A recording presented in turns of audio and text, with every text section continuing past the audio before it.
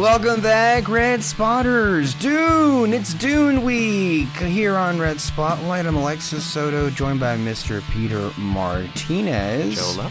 Finally, here we are, the podcast that brings you all the latest stories coming out of the world of movies and more. Denis Villeneuve, Timothée Chalamet, Zendaya, and every other star in the world is in Dune in theaters and on HBO Max this weekend, and we've got all of the coverage, all of the Dune coverage you could ever dream of and more of the box office, as well as what we think about the movie and more here on Red Spotlight number 353. Wow, can you believe after much hype, after much delays, shall we say, we're finally here. Yes, it is, but it's a dream. It honestly has felt like that for the longest time of things. I mean, there was I think more than a couple of questions at several different points just this year, let alone last year, about like how delayed this movie, how much more delayed. I'm not sure if this one was ever delayed though. I think this was always going to come out October, right, of 2021.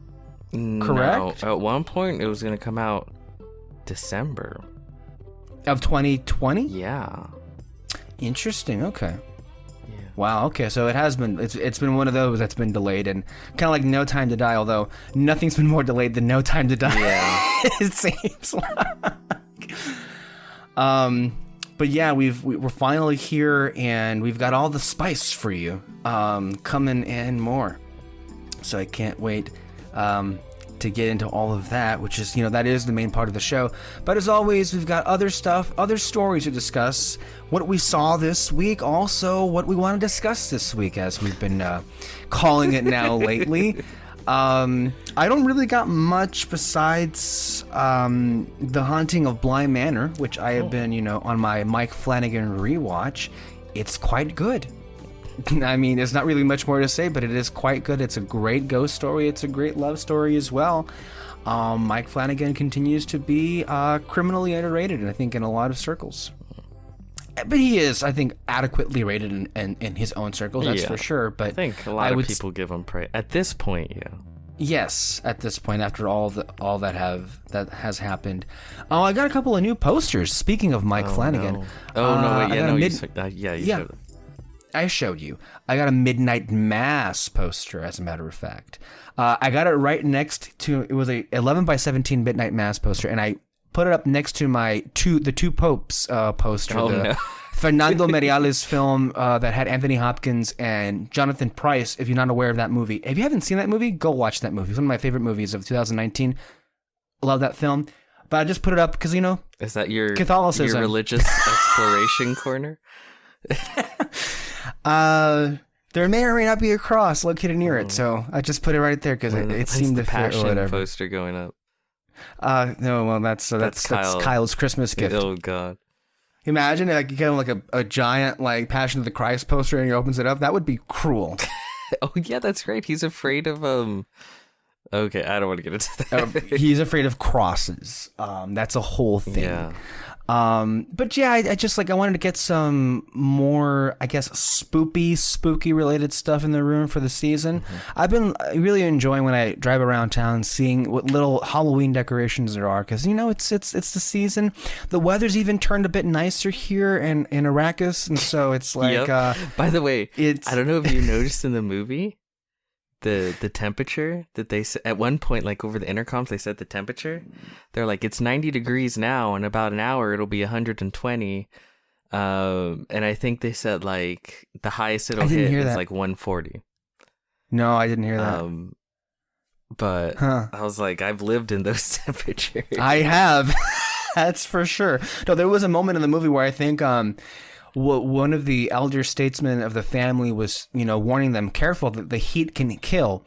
And Kyle and I looked at each other. It's like, yeah, we know what that's like. That's where we've lived our whole lives. So, yeah, I thought that was pretty hilarious. So, the other stuff that I got here, because I already had a Dr. Sleep poster and I had a beautiful Mondo design of The Shining, which you've seen, yes. Which I love. And then I also brought in here a poster for the second season of Stranger Things. I actually like the color scheme that best of the 3 different seasons. And it had the pumpkins and everything too, so it befit the season and everything. So really liked that. Also, I got a Ted Lasso poster, as you saw. I saw the design and but the second season was crap. We don't talk about that. No, I'm kidding.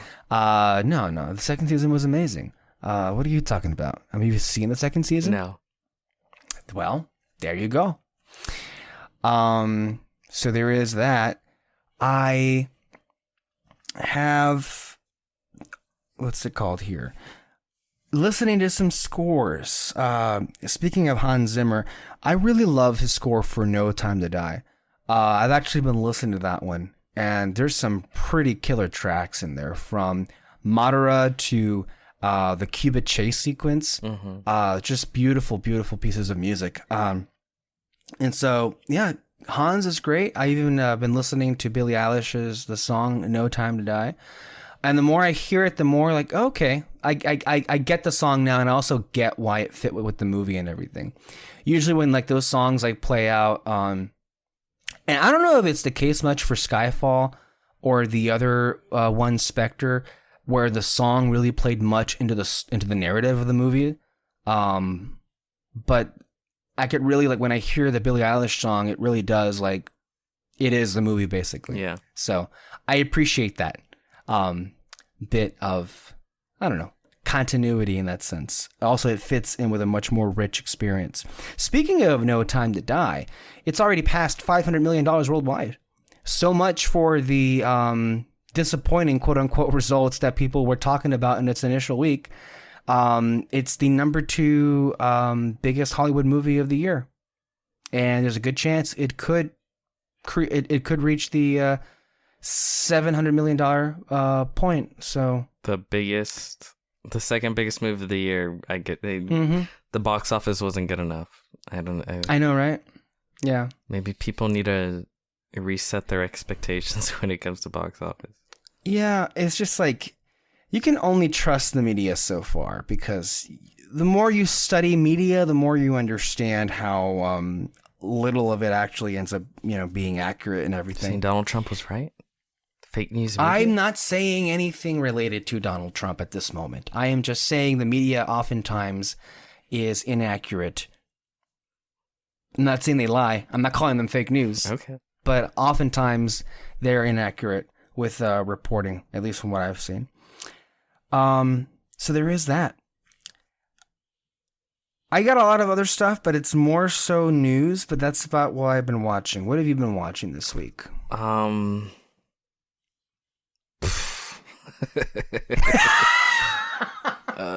Okay.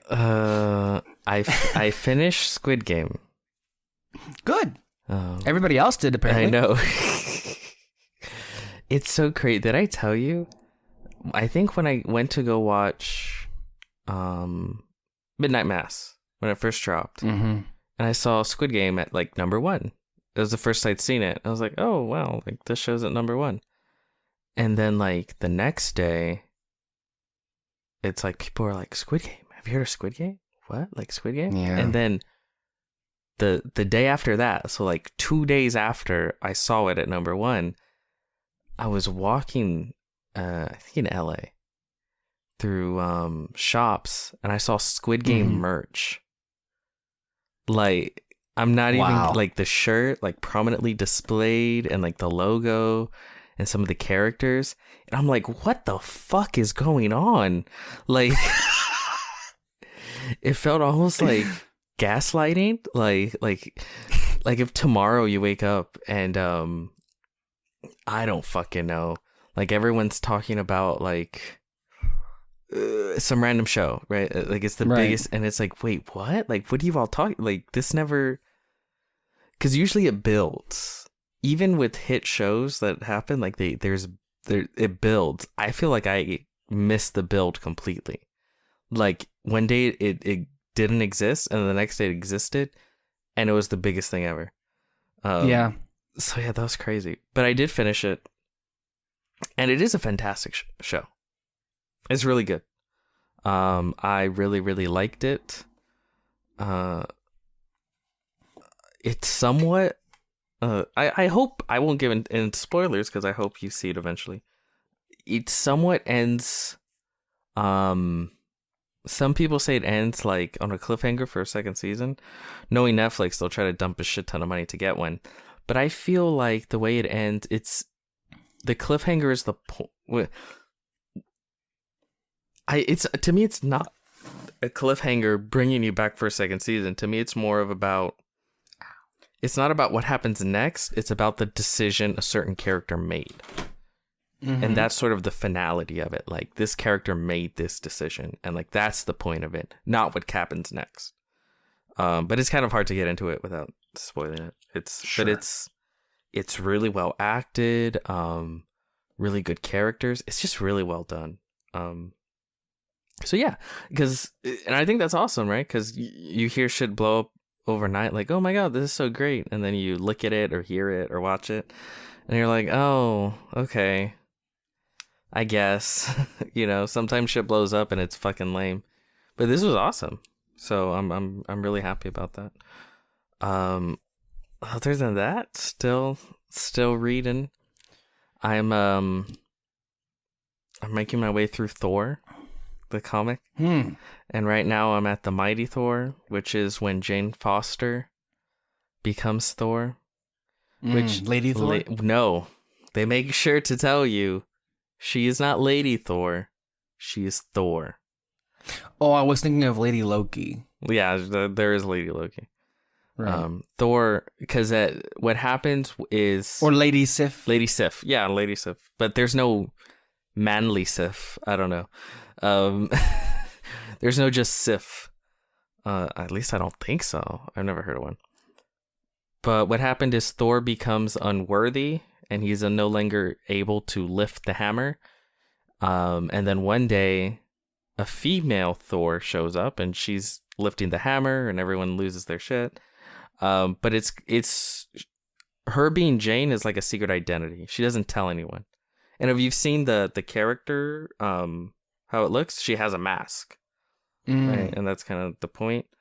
But at this point in the story, Jane Foster has breast cancer, and it's this thing of every time she becomes Thor, like she takes the hammer and transforms into Thor, she becomes strong again and all that, but it also gets rid of the what's it called? The cancer? Not the cancer, the chemo. Oh. Yeah. So it undoes the chemo effect? Yes. So it's literally killing her to be Thor. I haven't gotten to the end of it. Do you think but... that's what they're going to do in the movie? I mean, I'm referring to Thor: Love and Thunder, yeah. For those who are not aware. Natalie Portman is returning as Jane Foster, and they made big fanfare at the last Comic-Con where she was holding up the hammer that she was going to be Thor. Mm-hmm. So, are they going to go that... I'm not going to say dark, but it's serious with it. It's compelling. It's really good. Sure. Like there's a lot of really great storytelling with it. I don't know because Taika Waititi, but he's good at dealing with serious. Look at Jojo Rabbit, the Academy Award-winning Jojo Rabbit, before he won his first Oscar for writing. And I mean, at least we forget. His first Thor was about all of Asgard dying. So I mean, I'd like to think he'd be able to handle that. But as you said yourself, though, you were critical of how that was handled in particular. Yeah, for sure. But he still, I guess my point is he still did it. Right. Sure. So I could see him maybe still doing it here. Maybe they don't. I see. For me, when it comes to the film, it'll just be fun to see Natalie Portman, as Thor, all beefed out, throwing a hammer. But if they keep that, I think that would be really nice. I think it's an interesting dynamic with the character, right? Because she's Thor, but it's also killing her, and she has her secret identity. She doesn't even let, at this point, he goes by Odin's son now because he says he's not worthy enough to be called Thor. But no, it's good. It's good stuff. So yeah, that's what I've been doing. And then, of course, went to go see Dune, but we'll talk about that. Yeah. We will talk about that. Oh, we will. We will. Don't you forget it. We will talk about Dune. But there'll also be a lot of Marvel stuff that we get to get through here. Okay. Because I know Marvel dominates the discussion and everything. So we've got a couple of things here. There was a book that came out this past week that detailed the Marvel Cinematic Universe, I guess from the making of all the different live-action projects, which would be the films as well as the TV shows. And there was, as these things always do, I don't know. It's like these online spaces and these fandoms sometimes they can.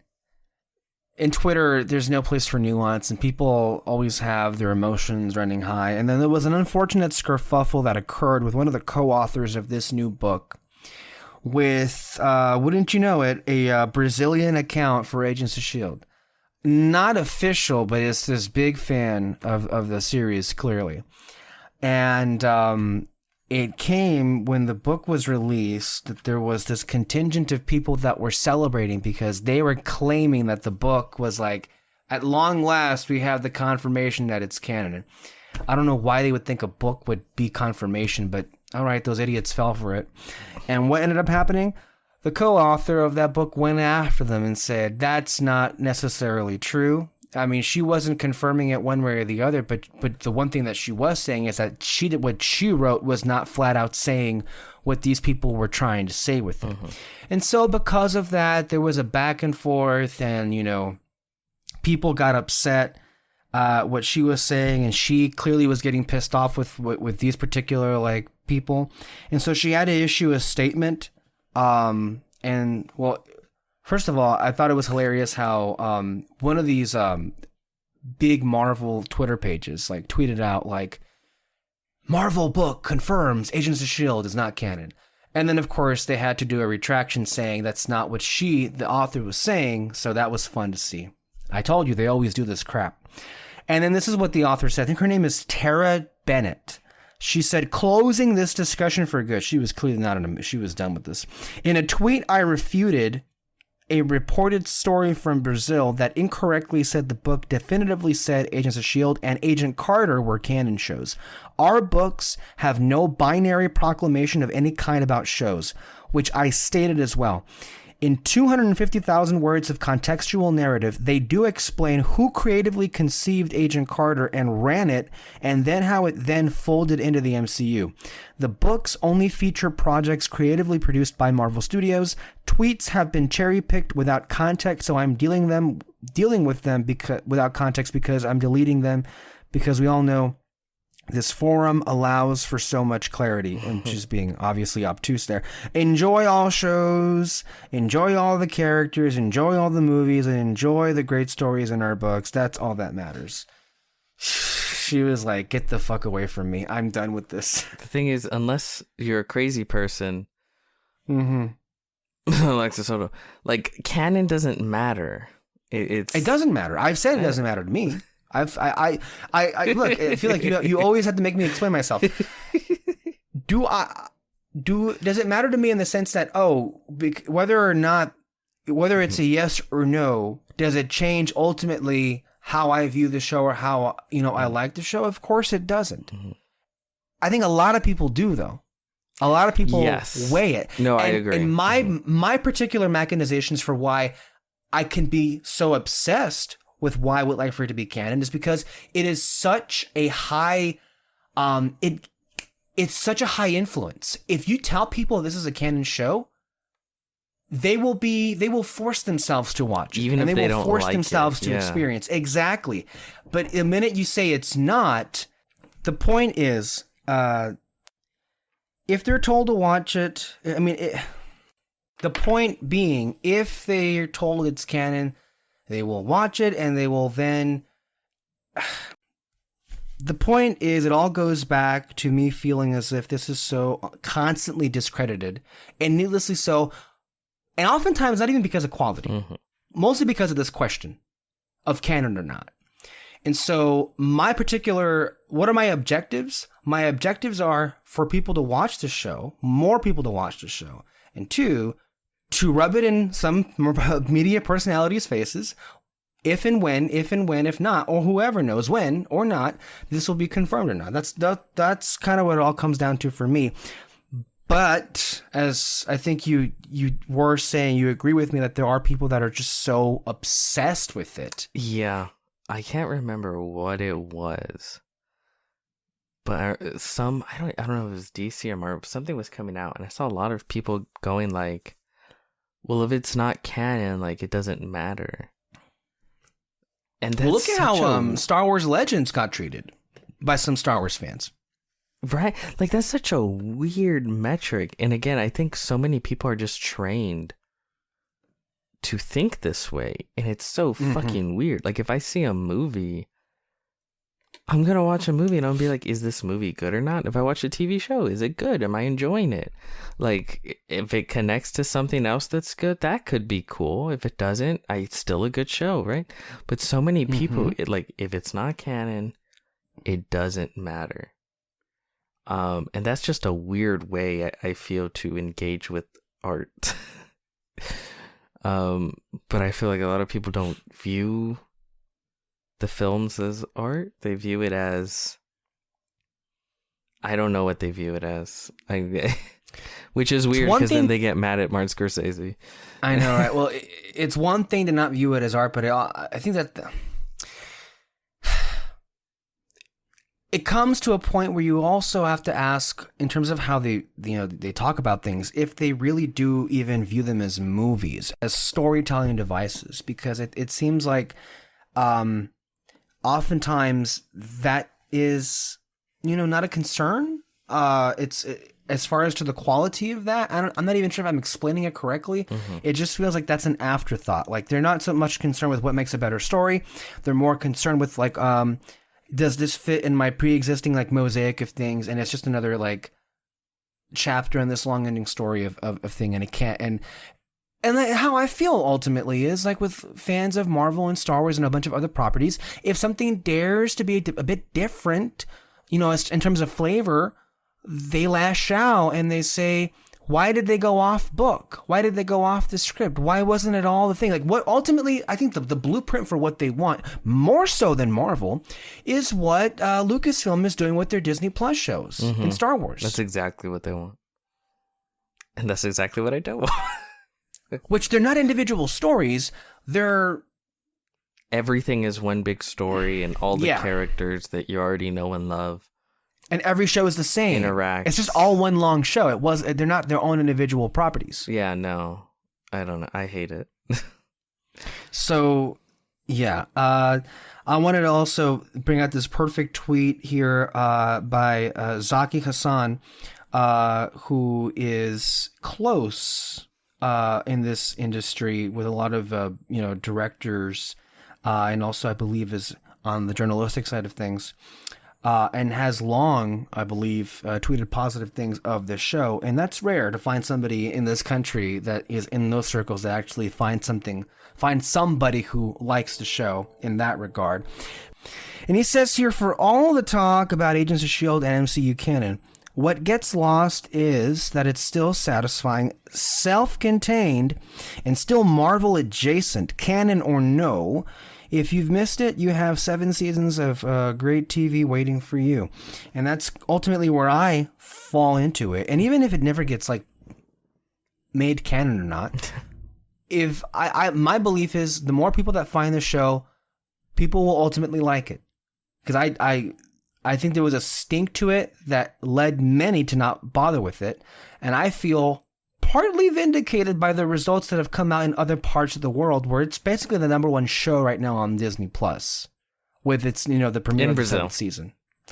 It's number one in Brazil, but it's also number one across all Latin American regions, where it made its debut. But not America. On the global chart, no, of course, it's not even on America. It's on Netflix. It ain't even in America. And even if it was, that's a whole different thing altogether. But I won't drag on too long for this, but this kind of becomes a separate thing. It's actually a bit of history that was revealed with this book that I found particularly interesting, that was kind of all put in one place together. And that is like this long documented separation, but also collaboration between, the Kevin Feige side of things and then also the Ike Perlmutter side of things. We've discussed this at length, but I feel there's some kind of a little bit more nuance here that we haven't touched on before that I want to read it real quick. So from what I have here, from somebody who's put all this together, more specifically, the book states that both Agents of S.H.I.E.L.D. and Agent Carter were Bob Iger's conceptions. After he watched the Item 47 and Agent Carter Marvel one-shots, remember those? Yes. That is something we already knew. Bob basically wanted to bring the MCU to the small screen and boost Disney's network ABC. It has also been said in the past that Bob was the reason Agents of S.H.I.E.L.D. kept going, even with declines in popularity, because he felt the show was filling the off time between the movies and keeping the fans engaged in the MCU. So, Agents of S.H.I.E.L.D. was given to Joss Whedon, and Agent Carter was given to Marcus McFeely and Esposito to create for ABC. For some reason, however, which is not stated in the book, Marvel Studios and Feige only produced Agent Carter and let ABC Studios and Marvel TV take complete control of Agents of S.H.I.E.L.D. The quotes are the following. Notably, Agent Carter marked the first time an MCU-originated character would transition from the big screen to the small screen with canon storytelling. Now, this is the part that got a lot of people in a tizzy because people were saying, but why would Agent Carter be considered canon, but also not Agents of S.H.I.E.L.D.? Forgot to mention that in this past spat that happened. From the above, it seems it was mostly Joss who was against bringing Coulson back into the movies more than anything else. He only did the show as a second-tier canon or a legacy story of sorts, which might be why Feige didn't bother with producing it. However, the massive marketing of It's All Connected, Agents of S.H.I.E.L.D.'s canonicity might have been given a little push forward, since Feige said back in 2014 that all of those sorts of things inhabit, however, far on the outskirts of the same continuity. These are past comments that he's made clearly. Let me see here. A very interesting point in a quote here is that it seems Feige seems to imply Marvel Studios and Marvel TV is the same studio, and Let's Do Something on Our Own includes both of these two entities. That's not true, but the quote that was referenced here was when Ghost Rider was on Agents of S.H.I.E.L.D. Remember when that happened? That was a big thing.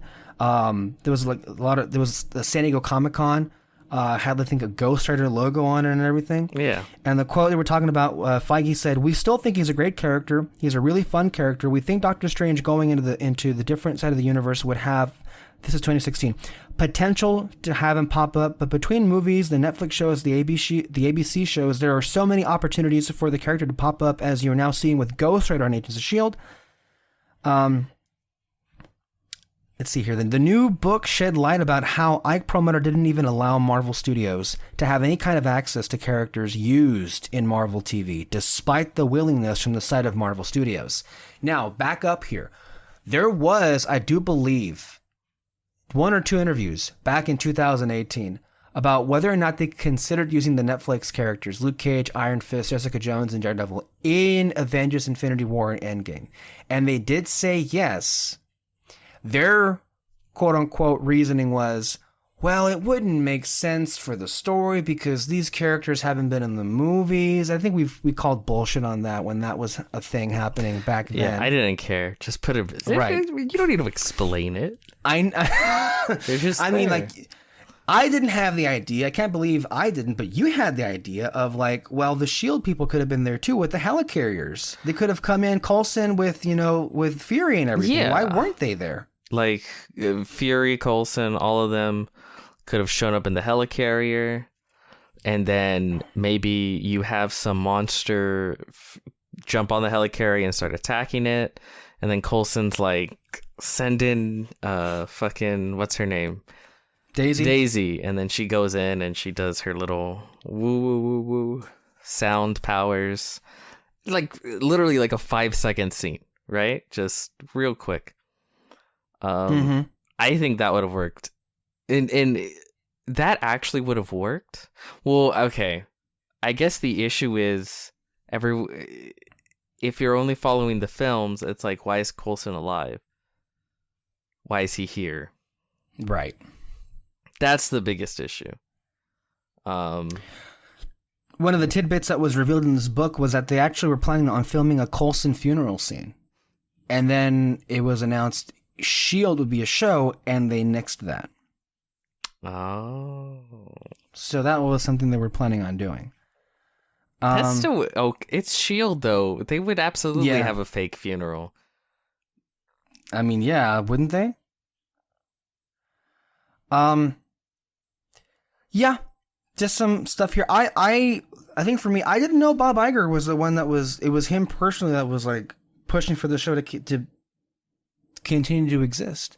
So it seems I owe him a thank you letter or something for all of that. So, well, I'm sure he wanted it because I'm sure he was the one that pushed for the MCU shows. Right? Of course, like he wants that. He saw the way they're able to capture the audiences with the continuity. Why not extend that to TV? I'm sure they would extend it further if they could. If they're like, the only way you'll understand the next film is to come to Disneyland and ride the new fucking Doctor Strange experience, they would do that. Which is how we have Disney Plus right now. Yeah, for sure. Yeah. But yeah, I guess that's all interesting. No, definitely. But one thing's for sure, as this canon debate's not going to go away. It doesn't matter. I know it doesn't matter, but it's like, you'd think with how all the hullabaloo, somebody would just come out and say one way or the other. But I guess there's no point in doing that. It makes no sense to do that. Why do it? Because if you do it, then what if you need to backtrack? Just leave it in the air. Exactly. Yeah. Daredevil, right? So I had a question. We discussed this a few weeks back about, Daredevil season 4 is definitely happening. It's going to be on Disney Plus. Multiple sources have said that. It's not reported. It's not necessarily been announced, and nor that will not be announced for a long time. But there were some comments, I do believe, Charlie Cox gave about what would it look like if it were to come back. And he said, and I quote, "What happens in the comics is a writer and an artist will team up for a run of a comic. And so they'll do 10 issues, 20 issues. I don't know what the typical number is. And there's this kind of reimagining. And sometimes the storyline continues, and sometimes they start again or go back in time. They do different things, and they'll reimagine that character. So if there was to be an opportunity for me to come back as Daredevil, whatever that would look like, I imagine it would be a reimagining of the character and the show. If they choose me to do it, there's going to be some elements that are, of course, the same."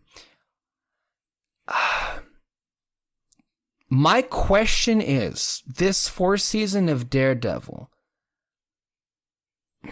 is it just to be assumed that the 3 seasons happened, but we're just not going to discuss it? Is that how they're going to go about it?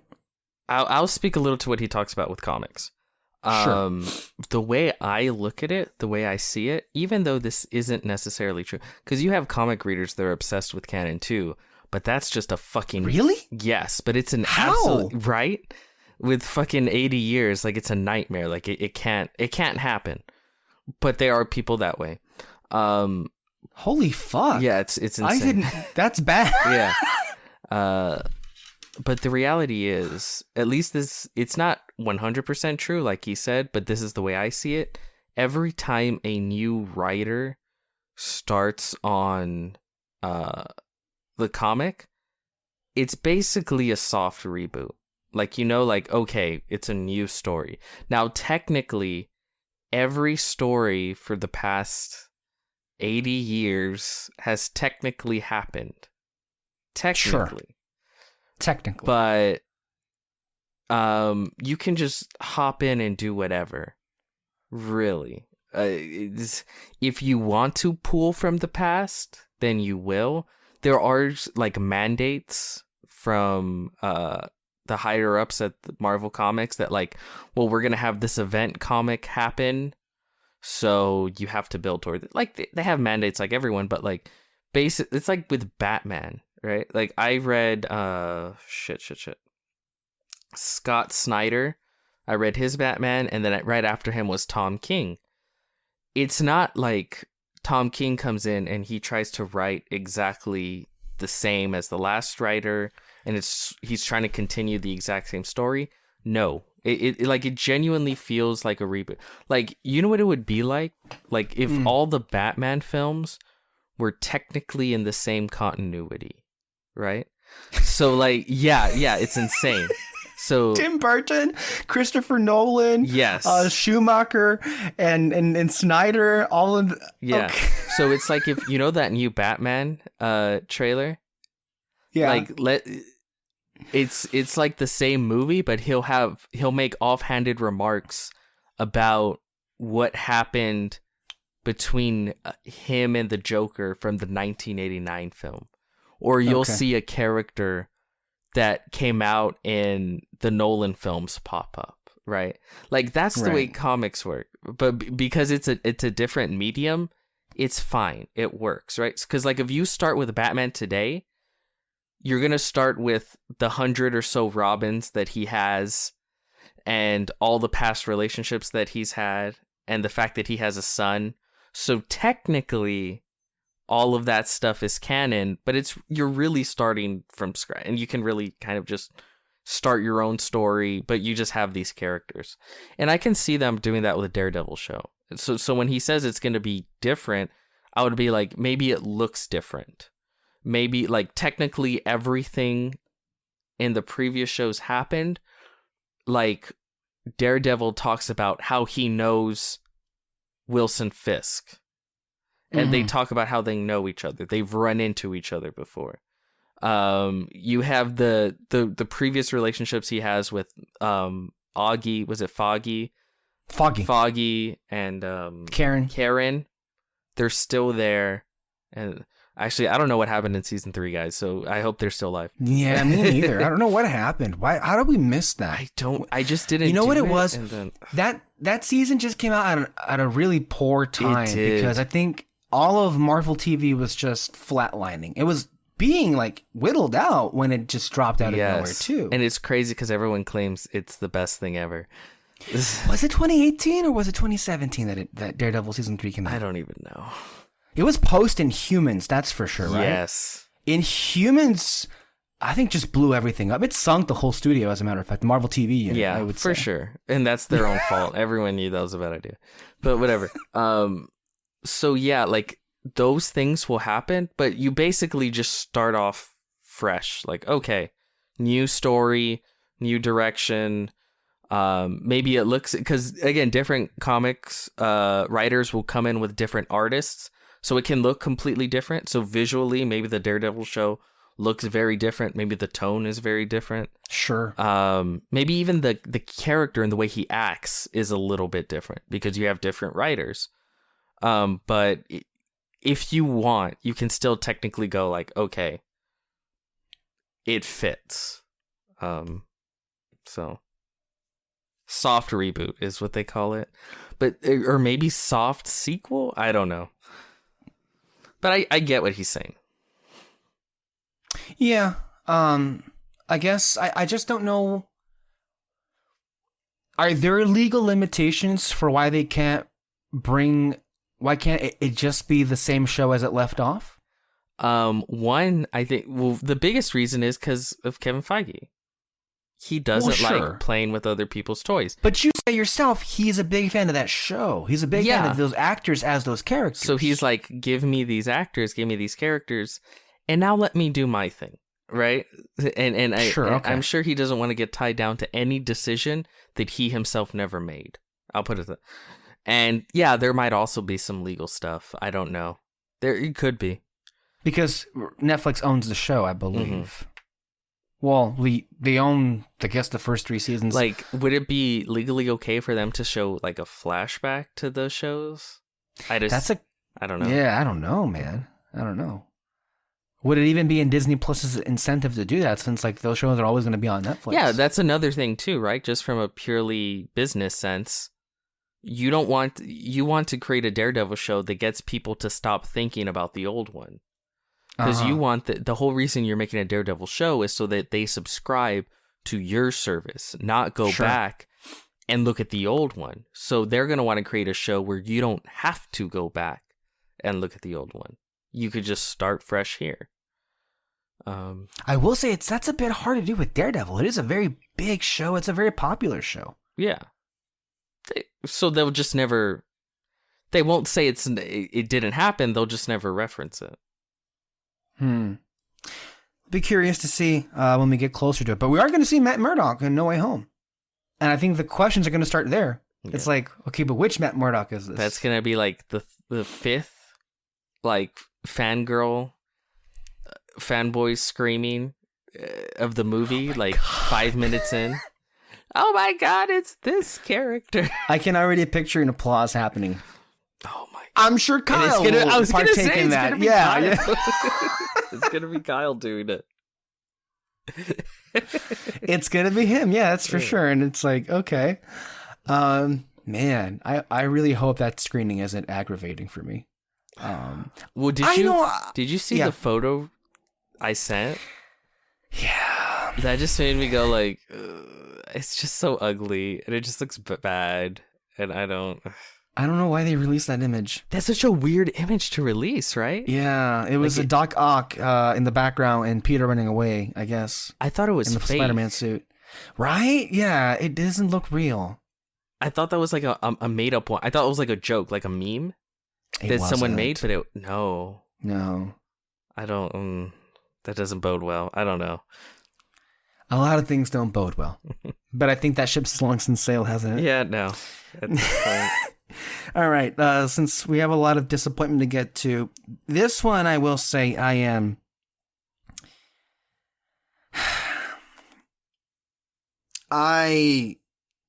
It got me so incredibly triggered when I read it. And Kyle saying that it warmed his heart only made it was the opposite effect for me. It made me throw up in my mouth. This was all over the trades this past week. It was all over the news, basically, because it's all but confirmed. And it's not really a surprise, and the more you think about it, well, of course, because in the upcoming live-action Ahsoka Tano show, which will see Rosario Dawson return to the role of Ahsoka Tano, which she stole from Ashley Eckstein on that. She stole. No, I'm kidding. She didn't steal it. She was hired fair and square. It was Jon Favreau, really, who ended up killing her. I thought she did a good job. I think Rosario is a great actor. Yeah. I just don't... It didn't click for me. Okay. Now, the writing also... There was nothing in that there, episode, right? Like, yeah. For me, it was just, like, really good cosplay.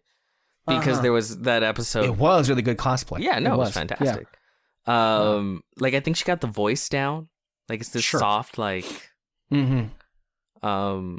But yeah, no, I agree. Like, if we're talking about story-wise, there's not... I'm just talking about, like, from a... The performance. Performance, like, visual performance place. I thought it was good. Like, I can't see anybody else in live action, I guess, but it's still, something just didn't click. It hasn't sat that well, since all that went down. Now, in this live action, in this upcoming show, it's since been reported, I believe the Hollywood Reporter broke this yesterday, Hayden Christensen. I know that guy. We know that guy from the Star Wars prequels who played Anakin Skywalker. It seems he's coming back. Annie. He's coming back. Annie. Oh boy. Little Orphan Annie. He's coming back to play Anakin in this Ahsoka Tano series and everything. And I have to wonder, I know a lot of people initially would think, oh, they'll do flashbacks of some sort in live action, which is why they're going to do Hayden Christensen. But that's not where my mind went. Do you think his name is going to pull the ultimate retcon? Go like, well, we didn't know that his body was in that pyre that burned Vader's armor. Maybe Vader escaped. No, I don't think Filoni is that. You don't think Filoni would go that far? I think he himself has lines, as you saw in those clips I sent of that by the Gallery Mandalorian thing. There were some lines that he had that Favreau would easily walk over. And Favreau was like, get it? Because it's Star Wars. And then Filoni was like, no. Filoni's got boundaries. Yeah, he's got lines he has a line. Cross, apparently. Right. Yeah. So I think that would be a Favreau thing, not so much a Filoni thing. And I think we do have documented difference between the two. That's just me saying it there.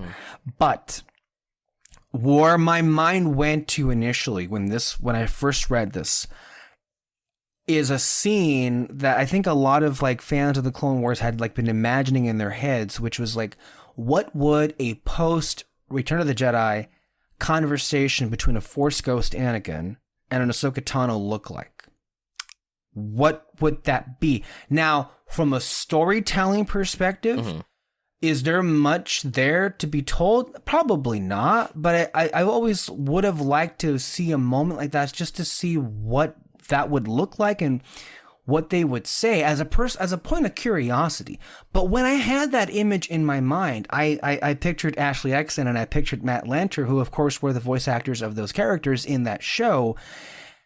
And so to get, basically, I'm thinking we're going to get that moment, because this is Ahsoka Tano. This takes place post-Mandalorian, which in of itself is post-Episode 6. For it to be with Rosario Dawson and with Hayden Christensen feels wrong, on top of it being infuriating, because we all know that Filoni had intended this Ahsoka series to be animated, where I personally feel he excels in. I know Peter doesn't like Rebels. I love Rebels, but I also love the Clone Wars as well. And especially with how that last season, those last 4 episodes, I should say, turned out, I would love to see more Filoni directed, written, animated stuff in this universe.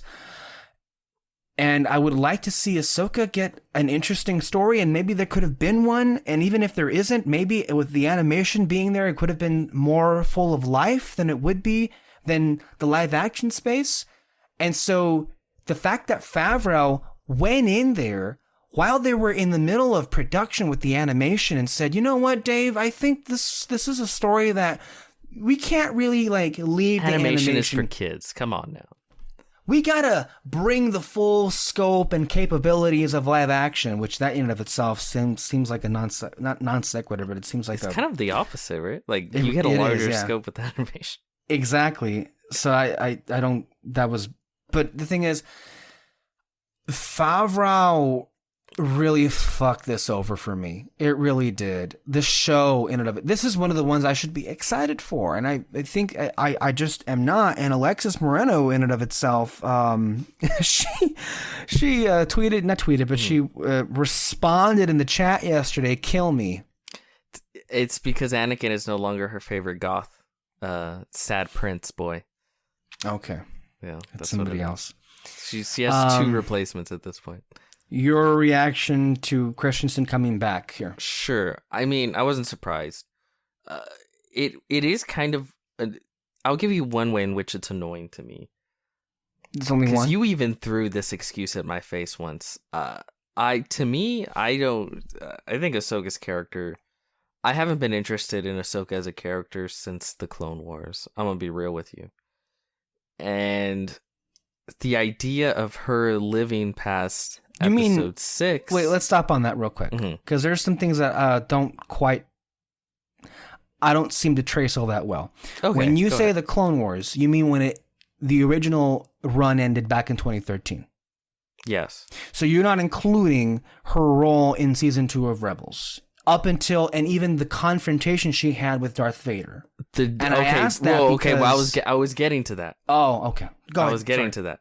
Okay. Because I was told that she could not, because I never expected her to live past episode 6. I liked the confrontation, and I'll be honest, I think it probably would have been better if she died there. But I was told by everyone, she's not going to die there, because Filoni specifically did not want her tied to Anakin or Vader. He kind of wanted her as her own character. He didn't want her to exist just to die. Right. But it feels like every time she's introduced now, it's just kind of an excuse to talk about her connection to Anakin.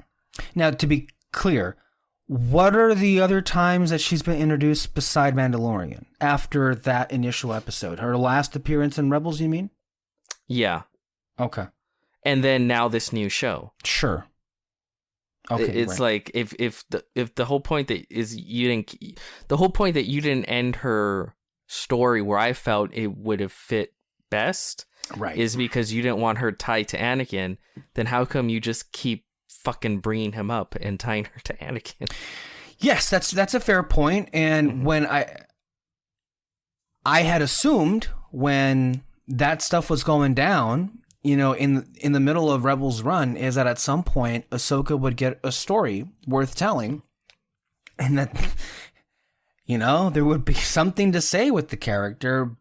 And maybe you think the big showcase for that would have been in the episode she got with the Mandalorian. Well, we got that episode. And on top of it not really having anything new or interesting to say with her or what she's even doing, the writing that was written by Dave Filoni, this is the same guy that wrote her all the entirety of her existence, seemed off. Like, a lot of the things that she was saying in that episode about like attachments and things just did not seem to fly with how she was written before. And so I'm wondering, was that the setup for what the story of this Ahsoka show is going to be then? I don't know. Because I agree with you. Like, because a lot of people praise it. I'm like, but even from a writing perspective, her character felt weird. Because like the whole point was that she left the Jedi Order. Like, she was kind of the one to point out the flaws of the bullshit Jedi Order. of the Jedi. The bullshit, right? And we see that in the finale of the Clone Wars. Many times in those 4 episodes. Probably the biggest example of their bullshit was this whole like no connections, no attachments right. type thing. And then here she is whipping out that bullshit to be like, oh no, I can't train him. He is attached. And it's like, what the fuck are you talking about? Like, that didn't sound like her. No. Hey, that's some shit that Yoda might say. Yeah. Because he's old school, but like not her. And fuck, I don't know. Maybe they were going to have a Yoda cameo. And then they're like, no, let's do Ahsoka. I could see that. Because they're in a fucking swamp planet too. Okay. And that's just like them to be like, Yoda's attached to swamp planets. We need to have him on a swamp planet. So, yeah, I don't know. I don't know how many times I could say I just don't care about this Star Wars stuff. Like the Obi-Wan, we already know Hayden Christensen was coming back for Obi-Wan, the Obi-Wan show, and it's like, I don't know if I've ever shared it with you guys, but there's a really good fan film to me, like fan trailer. To Sure. me, the only good Obi-Wan show or like movie you could do is mostly him in exile on Tatooine. And it's sort of like this dark, introspective character study of Obi-Wan. And it ends with like a samurai duel between him and Maul, right? But we already got at least what should have been the third act in Rebels. Yeah. So then it's like, well, what do? Bring in Vader. And isn't Maul supposed to also be in this Obi-Wan? Are they gonna do that? Is he really? I don't. It's not been confirmed, but I think I've seen some stuff that makes me wonder. And really, would you put it past them? Like, could it three-way battle between Maul? Well, I don't think it's gonna be. I don't think it'll be a 3-way battle. But like, could it be that they're just gonna do a thing where, yes, this thing happened in Rebels, but we're gonna do it again in live action just because we can't help ourselves. We're gonna do it again. They haven't done that yet. I don't know. Also, I'm not sure what the point would be, because that's not really a lightsaber battle. It's no, but that's one of the few bright spots to me about Rebels. What I really liked, right, is they were able to restrain themselves to not just like and have like a massive like acrobatic. We're riding on sandworms. It's swinging at each other, you know. Yeah. I'm sorry, Krayt dragon. Crate dragon. Crate dragon. Whatever. I'm glad they refrained themselves from doing that, and it's like, oh no, like it's character stuff. That shit was good, but to me, the only Obi-Wan story worth telling would have been that as the third act, and like the first 2 acts be more him sort of rediscovering himself after his failure, right? And him sort of losing his way. You know what Obi-Wan story I would like to see, and I'm not sure if it's already been touched upon, but can we get Claudia Gray, who, if you not know Claudia Gray, she's one of the great like canon novel Star Wars books. Novelists, yes, of this recent era that Disney acquired it. Can we get her to write a romantic story, a romance story of young Obi-Wan and Satine when he was Qui-Gon's apprentice? You know, pre-episode 1? See, that's the thing. I saw a tweet today. I'm not going to find it because I don't want to do the work. But it said something along the lines of, like, I wouldn't mind everything being just reboot sequel bullshit if, you know, everything being spin-off, whatever, if they actually, if that the genre filmmaking was happening within those, but it's not. And they gave an example, like, if you ever had like a Star Wars just rom-com, I'd be cool with that. Of course.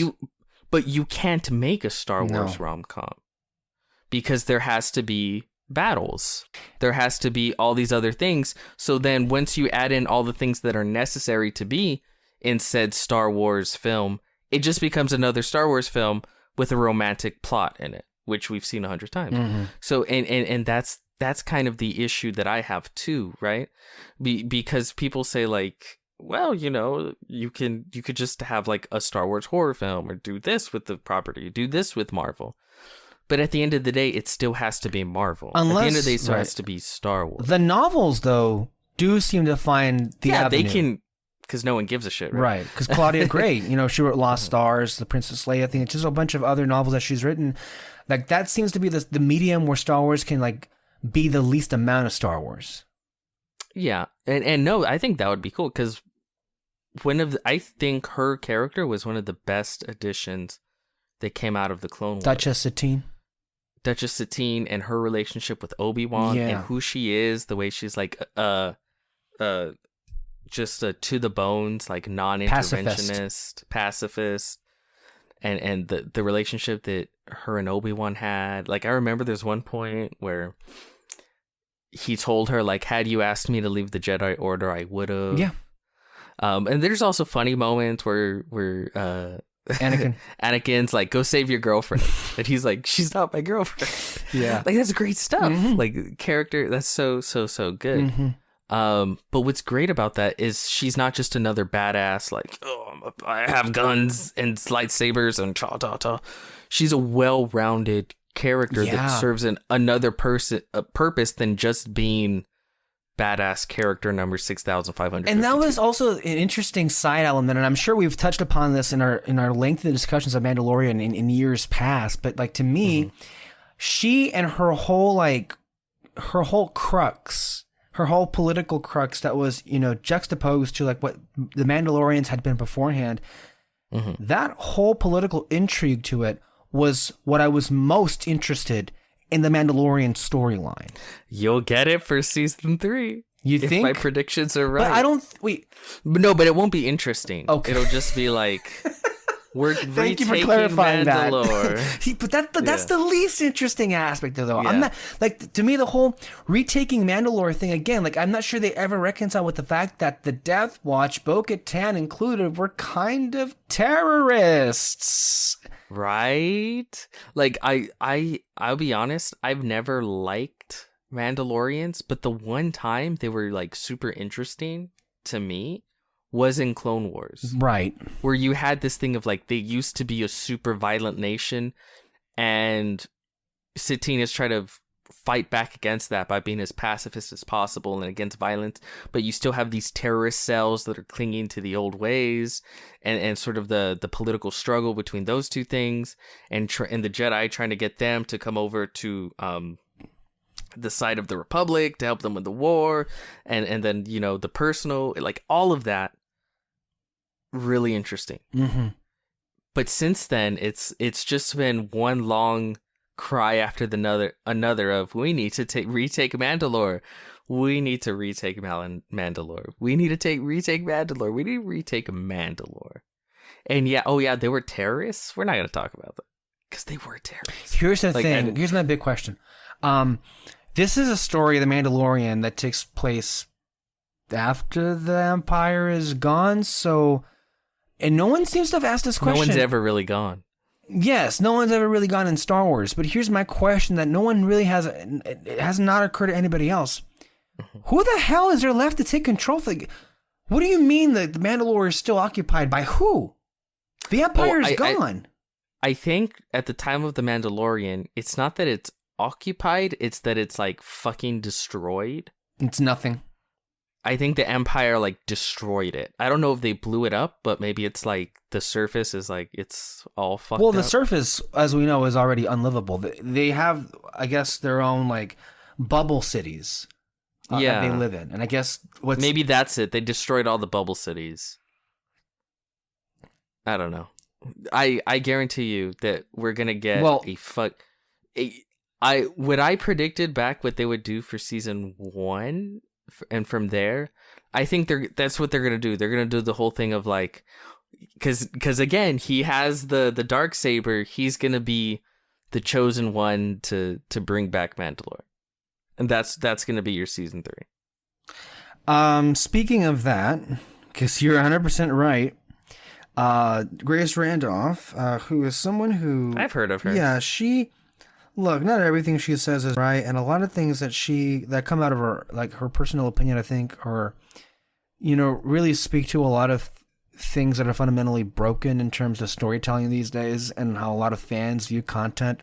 Again, that's the point of personal disagreement, but I don't think she is somebody who is malevolent or means ill will, and I don't understand, quite frankly, the hatred that she gets seems to be quite personal, and that's kind of sad to see.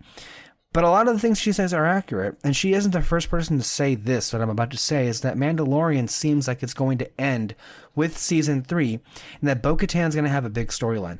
We'll hold Bo-Katan right now into that, and it seemed to confirm with what you were saying, Peter. Season 3 is the last season? I can't imagine that's going to be met with much fanfare whenever that's announced. Also, why? Because they're branching out, right? Sure, but this is the flagship show. Well, maybe because if Dave Filoni is working on that one, I think maybe, well, for one, what's his name? Favreau. He's been doing movies, right? Like he's been before this. Yeah, and he's one of Disney's golden boys. I'm sure a lot of his time has been taken up with the show. Maybe he's like, okay, I'm doing the 3rd season, then I can move on to some other shit. Maybe even other Star Wars movies or TV shows. Mm-hmm. And I'm sure Filoni wants to work on his Ahsoka show because Ahsoka's basically his baby. I can see it. I don't know how accurate Grace's reporting has been specifically about Mandalorian. Right, because there's a whole kerfuffle that happened with Pedro Pascal being or not being in the 3rd season, or that there was a whole thing that has, to be honest, is yet to be proven out how that all went down, but everything seems like it was fine. So I'm not sure how accurate, and again, sometimes they get it wrong. Like sure. So I don't know how accurately to take what she says when it comes to the Mandalorian, but I guess I wouldn't be surprised if that's true. If the 3rd season is the final season. Okay, and so Bo-Katan's going to be having a big role here, and I feel like, well, if it's the last season, well, we kind of already know the ending then, right? Din Djarin leads the Mandalorians, and they take back Mandalore at long last. There's your story. No more Baby Yoda then? No Grogu? He's gone? They literally wrote him off the show? I imagine, because if they were bold enough to be like, here's Luke Skywalker, I feel like you'll see more of that. Like, I feel like you might more see... Luke? more Luke, more him training Jedi, more a lot of that stuff. I don't know. He was such an important component as to why I think the show was so successful. Successful? Grogu, you mean, to be clear. Yeah. Oh, yeah, his name. It's honestly really... weird to not have him around. Yeah. I can't imagine them, especially the Disney execs who've made a fuck ton of money selling Grogu merch, to be like, oh yeah, he's just not in the show anymore. I don't know. That would be weird. I feel like he has to be there in some capacity. How? I don't know. Like, it just feels like it would be a corporate mandated thing. I don't care what you do. No, he needs to be in here.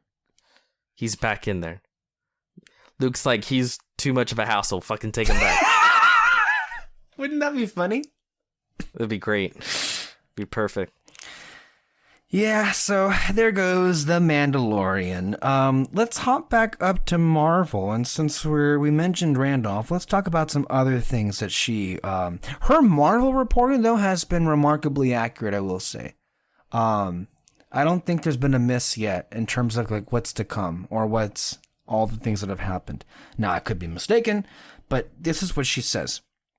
Doctor Strange and the Multiverse of Madness and Spider-Man No Way Home have extenuating circumstances that also could be interpreted as problems from the movie. So it turns out both films are backlogged and are having and they're not sure if they're going to meet their deadline to finish visual effects. This will come into play maybe later on when we talk about Dune. But that's concerning to me, and that makes me feel, well, fuck. Really? With these movies, that can't be. Like, you're basically already saying, well, fuck, we're gonna have, like, half-assed VFX in these movies? We're used to it. I don't know. I think they've been making too many movies. I know they're successful and stuff. That's true. They've been making too many movies. Too many movies too quickly, and I think they just don't. Well, they're not Peter, given again, the time for visual. There's a disconnect here that I don't get. What happened after? Why did Infinity War and Endgame? I'm not sure there was a set. I think there was just a whole blue screen. Why did those movies look so good from a VFX standpoint? Not that it was perfect, but there was some great VFX work in those movies. Thanos, of course, being the towering achievement. Why did those movies look so good? And everything else we've gotten since have been really just woof. I'm sure they were told, like, this is a priority. The right? Avengers movies. And yeah, right. For sure. But right now, there is no priority. It's just like, okay, the next one. It's like a industrial machine as it's coming down the line. Okay, here's the next film. Go quick. The next one's coming. Okay, here we go. The next one. Okay, the next one. Yeah. Because, yeah, just from a visual standpoint... that scene today you shared a Black Widow, I forgot that happened. Isn't it terrible? It was just where Yelena Belova was, I think, she was pressing something and there was an explosion, and I was like, well, that was real? That wasn't the movie? That looked like YouTube quality. That was her sad sacrifice. Right, oh yeah, her quote-unquote sacrifice in the Black Widow film. But even it's all Disney movies that look like shit. Like, I enjoyed the Jungle Cruise, but so much of that CG, it's just like... it was bad. It's just bad. Yeah, it was bad and ugly. It's just genuinely bad and genuinely ugly. And it's a Disney thing. Yeah. It really is, because I'm seeing so many other films. It has yet to not affect Star Wars. No, Star Wars still looks... well, I think that's because they have... what's it called? They have their in-house thing? Yeah, and they don't have... as many? They're not making 4 movies a year. Yeah. They got one movie, right? And then they're focusing on that. And I think there's a certain level of quality control. Yeah. Because there's an expectation when it comes to Star Wars. There's clearly no expectations when it comes to the other films we talked about. That's really Disney sad. And Marvel. That's really sad to me, because I feel like there should be. So on that level, that's concerning. Now, the other reporting that she gave was that both films have not been doing well when it comes to test audiences, particularly from a story perspective. Now she has her own interpretation of what she feels is the problem. We'll get to that. We'll put that off to the side for the moment. But in this particular circumstance, that kind of reiterates what she had heard, what she claimed she heard weeks prior, that Doctor Strange in particular was having story problems. Mm-hmm. I believe we talked about that last week also. Yeah. Well, what was her commentary was really weird about this, because she's like, they're having story problems, and then her solution was to add more Easter eggs and shit and like cameos. That. And cameos. And it's like, if you have a story problem, why would the answer be to add more Easter eggs and cameos? It has nothing to do with story. It's like the opposite. It's more distraction from the story. So I don't, again, that's I don't know. She says things and I don't know sometimes. But it's always interesting. This doesn't surprise me, because just hearing everything, like, think about what we do know about Spider-Man. Mm-hmm. No Way Home. Coming home. No Way Home. It starts off with the world knowing who Spider-Man is, and then that's supposed to be a whole thing, the way it fucks with his life. He goes to court. Daredevil himself, Matt Murdock, represents him. He gets off, apparently. And, you know, so much drama and all that shenanigans before he even decides to go to Doctor Strange and asks him to be like, hey, make a spell to fix it, which cracks the multiverse and brings over the different villains, which we know will eventually lead to bringing over other Spider-Men. And it's like, that's a lot. Right? Because you have him and his interpersonal shit, like dealing with, because that's, I maintain that's an entire movie in and of itself. Of it should be, like, because that's where you actually have the most character drama stuff. I feel anyway, which is everyone knowing his secret identity, right? Mm-hmm. That changes his relationship at school, at home, with the public. Just walking down the street, that's a lot to explore. And then you have a whole court thing going on. That's a whole other thing as well. That could have been the third act of the movie, like Spider-Man in court. I'd buy that for $1. But then you have the villains from another universe, right? And it's like, that's something else, because you want to realistically develop the villains, and as so far as their relationship to this Spider-Man and how that affects him and the people he's trying to save. But then you throw in two other Spider-Men, and again, like, you might want to develop the relationship that this Spider-Man has to those and what that means. This sounds like a mess to me, like, man. Holy fuck. Yeah. It's a lot. If I'll be honest, I'm not saying don't do this whole Spider-Man the multiverse thing, but I think that could have been a fourth movie film. Sure. Like, I think you should have done the whole. You should have had, like, I don't know, Kraven the Hunter as the villain. Have the movie be about how his identity is out there, and it's a big fucking deal. And then it ends with him, and there's a court case going on at the same time. So he's dealing with the bullshit. He's showing up in court. He's trying to go to school, and then now has Kraven hunting down him and his family. Like, that's a whole fucking movie right there. And then your third act, he's at the court scene, and then maybe Kraven attacks, and that's a whole thing. That's your movie. That's a perfectly awesome Spider-Man movie. And then you know how all of these movies have been ended with someone shouting "What the fuck?" As sort of a gag. That's where you can end the film with, like, Toby swinging in, right, and then have Zendaya scream "What the fuck" this time, as she sees there's two Spider-Man, and then boom, you're set up for your fourth film. And then at the fourth film, you get right into it with the whole multiverse of madness shenanigans. But the way it is now, it just feels like too much. I mean, you made it sound like, man, am I going to walk into a mess in December? It'll be bare bones enough. I don't know. I feel like some other MCU films have not been great, but people praise them and love them. And so it's like, I would probably consider it a mess, but everyone else would be like a stunning achievement. I don't know.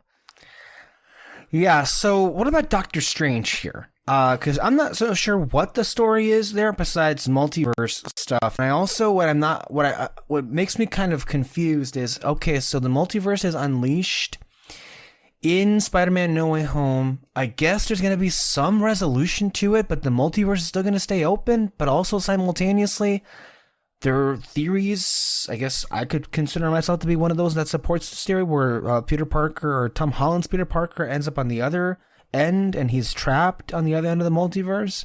That way Sony can continue on with him and their own movies after and not related to the MCU. I feel like, is there going to be a conclusion? Or is it going to be, it's just going to end abruptly? Because this, I don't know, like, does the multiverse of madness just pick up immediately where this left off? I guess that's another one where it's, at least with the Spider-Man, you get what the story is, right? Like, villain Sinister Six from Multiverse comes and tries to kill Peter and then other Spider-Man. Like, I can kind of see a through line where you can create a story. With Doctor Strange, I don't know what the story is besides multiverse. I from what I've heard, I think Wanda's gonna be like the villain, right? Like, she's running through the multiverse trying to find. That's my biggest worry about that movie. Is that they fuck up that character. Yeah, I mean, the actress, what's her name? Olsen. Olsen has already said that, like, she's playing a very different Wanda. I don't know. I mean, I guess we assume because last we saw her, she was literally being corrupted by the Darkhold, right? That's the last we saw. Yeah, she was doing some dark ass magic with the Darkhold, and then she heard her kids scream for her. But then you're also gonna have America Chavez, who her whole thing is she literally punches holes into multiverses. Mm-hmm. So she like travels through the multiverse by like punching holes in reality and then hopping through. She was supposed to be a prominent character, I think. Really? And yeah. Huh. America Chavez. So there's just a lot. And then apparently it's supposed to be horror. See, this is the thing. I feel like that was long since abandoned. I think it's abandoned, but fuck, dude. And I just want a regular ass Doctor Strange film. Like, fuck. Okay. I think what happened was the original director, Scott Derrickson. Scott Derrickson was all in on making a scary, a horror adjacent Marvel movie of sorts. Yeah, Doctor Strange film. Like, specifically about Doctor Strange, which, why not? He is the character at it is his name on the title. What a novel idea. And then I think they were like, no, like, we're doing multiverse shit. And then he's like, okay, I'm bouncing, right? Like, fine. And then they got Sam Raimi, and Sam Raimi's like, okay, yeah, I'll make another superhero film. And maybe he just didn't know what was going on nowadays with like the superhero films, and he's like, yeah, I'll make a scary Doctor Strange film. It'll be great. And I'm sure he came in with all kinds of ideas about, you know, the movie he's gonna make. And then they're like, yeah, that's great. We need you to add in all these characters. We need to add in all these cameos. By the way, you're gonna introduce the X-Men and then the Fantastic Four. And then an alternate version of the Avengers. Let's see, what other cameos can we do? Like I'm just imagining them like throwing this at him, and he's like, "But look at this scary monster I made." Oh yeah, we're gonna have to scrap that scene because we're gonna include some cameos of the I don't know, Captain Marvel. So with that film, I don't even know what's going on. I'm going to be really interested when I see the trailer. That one I'm really Captain interested Marvel, to you mean, or The Marvels? Marvels? The Marvels. That whole thing is so strange in and of itself. You go from Captain Marvel, and then the sequel is called The Marvel, so I guess that means no Captain Marvel trilogy, which I keep saying, isn't that an insult and an admission of failure in Brie Larson's Carol Danvers character? I mean, no, because you go from like Ant-Man to Ant-Man and the Wasp, which I think, but he still had his name first Ant-Man in the title. Now, like, it's not just Captain Marvel. It's not. Well, like, you can't call it Captain Marvel and Miss Marvel and a third one. you can call it Captain Marvel too. Captain Marvel 2, The Marvels. Sure. I don't know. I'm fine with the Marvels, but yeah, is it a little weird? Yeah, but I don't know. But no, yeah, with Doctor Strange, I don't even know what that film is gonna be. Loki cameos. I'm sure they'll throw in some Loki cameos. Right, yeah. I think that's already been like established that that's going to happen for sure. And I guess whatever storyline that was like teed off at the end of Loki season 1 is going to like, I guess, finish here, I guess. Yeah, I bet you see. Because Michael Waldron, the writer of the Loki series, is the co-writer of this movie with Mr. Raimi in Multiverse of Madness. And I mean, I did like the Loki show. Sure. Yeah, it was good. Really good. Up until the finale, Yeah. I did like it very much. It's just, I don't want cameos. I don't want that to be the focus. And it seems like this is all we're here to do. And that's just not a film for me.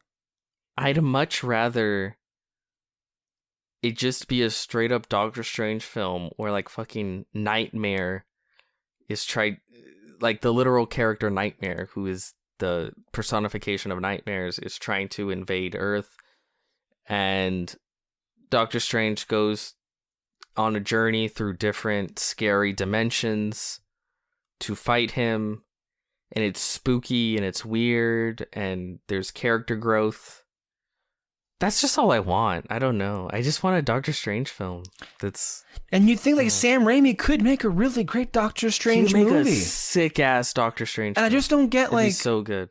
We've established that there are certain directors where Feige gives more deference to, like a James Gunn, and by all accounts, like a Chloe Zhao. By what wouldn't he give that deference to Sam Raimi? Because he needs his multiverse to be mad. I have to feel like if Sam Raimi was... he's not the one to... maybe he's gotten older here, and that could be a symptom of what's going on. But like, I feel like if he doesn't get mostly his way, he wouldn't be there still, would he? I don't know. Honestly, I don't know. Maybe he's just like, I'm playing ball. I don't know. It's like, fine. Or maybe he's still trying to fight to get his ideas in. Grace ran it off. Sam Raimi's got too many of his own ideas. Yeah. You gotta play by the book. You gotta keep the formula. And I'm like, I'm sorry. Isn't that the thing everybody says is what keeps Marvel back? And okay. Apparently not. I don't know. I mean, as long as people still go to these movies and lose their shit over them. Yeah. So with that, there's also the reactions to Eternals, the Chloe Zhao film that is imminent, shall we say. I think in the next 2 weeks you're going to see Eternals. And I have to say, the reactions, I'm very enthusiastic and encouraged by the reactions because of how unenthusiastic and how baffled they are. Because the people who go into these early reactions, every single time, just about every single time, they come out with glowing reviews, and they almost always are glowing reviews. Mm-hmm. I end up not feeling the same way, if not completely the opposite. Honestly, maybe the only time that's actually worked would be the Avenger movies, where like, I get why you were excited and I'm excited with you about this, but all the other stuff, I would say that. All the other ones, not really, you know? But one of the notable ones, which arguably, I'm not going to say is, you will, and everybody else will, but I will put the asterisk of arguably, and I can argue, and it can be arguable, that Guardians 2 is the best MCU movie. When that came out, remember the reaction that got. That was a lot of mixed reactions because I remember talking to you on the phone and just being like, "Oh man, it was bummy, right? It was kind of bummed. We were all bummed out because we were so excited. That was like the most anticipated film, but then we saw it and we're like, we love it. It's great. It was great. Yeah, so that was a nice surprise, and that had come off the heels for me with that happening with The Last Jedi. Yeah. Wait, no, it was first. It was Guardians 2. Oh, was it? Yeah, because Guardians 2 came out May 2017. Last Jedi was December 2017. Okay, I just remember that happening like back to back. Sure. Where reviews came out and people were iffy, and then I go in and I'm like, oh, I love it. Yeah. And that doesn't usually happen. What usually happens is people go in and be like, this is the greatest thing that has ever happened in my life. And then I watch it and I'm like, it's fine. It's okay. Yeah. Or I go, it's not fine. It's not okay. It's kind of bad. So I remember for the first time, just people going in like, and me going like, whoa, I like it. Yeah. I'm on the opposite end for once. And so we bring all that up because that's kind of the circumstance that we are with the Eternals' initial reactions, is that a lot of people, you don't see the glowing praise. In fact, what is communicated through these reactions is a lot of people don't know what to make of this. And they use like just the buzzwords like it's dense and it's a lot of movie and there's a lot of world building and like they then the first responses are really weird. Yeah. It's like I think they're saying they liked it, but it's like there's a lot of movie, there's a lot of character interaction. It reminds me of my favorite review ever. I don't know if it's still up. Aquaman? No. Is it Aquaman or Justice League? Justice League. Do you remember? It was on... Which one this was it? the Screen Junkies, right? Yeah. And this was Roth Cornett, and this was Dan Murrell. Man, I missed the reviews together, but this was one of the best reviews ever. I remember this one. It might be my favorite review ever because you could tell there's like someone with a gun off air pointing at their family's heads. And they're like, don't say that you dislike the film, but also give your honest review. So like their whole thing is like, it was a movie. It was about 2 hours long. There are characters in there. And I have to say, there's a lot of character interaction. Speaking of action, there's also action in the film. And the other one's like, yeah, for sure. There was plenty of action. And it's like, they're saying nothing. They're just like describing, and there's like a little bit of that in the initial reactions where they're like, it's a long movie, it's so dense, there's a lot of character mythology interaction. There's a lot of mythology, and I'm like, okay, but did you like the movie? Like, what are you saying? And I couldn't get that from any of those reactions, but to me, I interpret that as perhaps hope that I will like this a lot, because in the past, when they've given these kind of like lukewarm, shall we say, mixed reactions, it turns out this is actually maybe one of the ones that may be good. There's a shot, like you're saying, like Guardians 2 and Last Jedi, there's a shot where it's like, reaction for a lot of people is lukewarm, but we come out going like, oh, it's fucking great. It could be another one of those situations, and I hope it is, because I really like Chloe Zhao, and right. It really feels like she's trying. It feels like she's trying to actually make a movie. Like, she doesn't want to be one of these people that just comes in and babysits the camera and then walks away with a check. What people have been saying in these reactions, though, and I think extended reactions, is that Chloe Zhao didn't make a Marvel movie. She made a Chloe Zhao movie. Which, that's exciting. That's what I would want to see, right? Yes, of course. I guess to me, where I found the most enthusiasm in terms of like where I would feel so, good about where we would stand in 2 weeks from now, pulling from what Randolph said, and that is that she doesn't feel like it fits. She feels like it's its own different franchise. It feels nothing like a Marvel movie. And it's not at all concerned in the long-standing continuity of events that have preceded it. And all of those things make me feel very good that this could be an actual good movie. In fact, I think due to the reactions, we can safely cross one of our worries off the list. Which one? Because it came from Grace Randolph's mouth herself, where she said, like, there's, like, zero connection to the MCU at large. Right. Oh, yeah, because we were complaining in the trailers about all this Thanos stuff. Like, Thanos, and like, just some character will randomly spout a connection to the MCU. Iron Man or like, Captain America. Remember the first trailer, that last scene at the end? Yeah, who's going to lead the Avengers? Like, shut the fuck up. Like, I don't know. I don't care. I don't care. Tell me about you guys. What's going on with you? Right. And apparently there's not a lot of that at all. She said, her own words, what's in the trailer is all of it. That's great. That's fantastic. So I think that was one of our big worries. Sure. We can safely cross that off right now. Yeah. So that's another sign that bodes well for the film. For us, anyway. Right. So where do we stand right now? I feel like I feel good. I feel gooder. I want to say gooder. Gooder? Yeah. More gooder? Yeah. I'm cautiously optimistic. Yeah. I'm not gonna, because sometimes, we go to these movies and we go just to go. Yeah. And we know what it's gonna be, and we just kind of walk in, and it's like, well, I got like my icy here, and I'm gonna see some cool trailers on the big screen. But like the movie, we kind of know, we're kind of seeing it just to see it. Here, I'm gonna walk in like, I don't know how I'm gonna feel, but I'm optimistic. Like, I'm feeling good. Like, yeah, I want to see what this is. Yeah. That's for sure. That's where I'm at. Okay. I think, one last thing here. A couple of trailers. People were really crapping on that trailer Uncharted with Tom Holland and Mark Wahlberg. He's Mark Wahlberg, right? Yeah.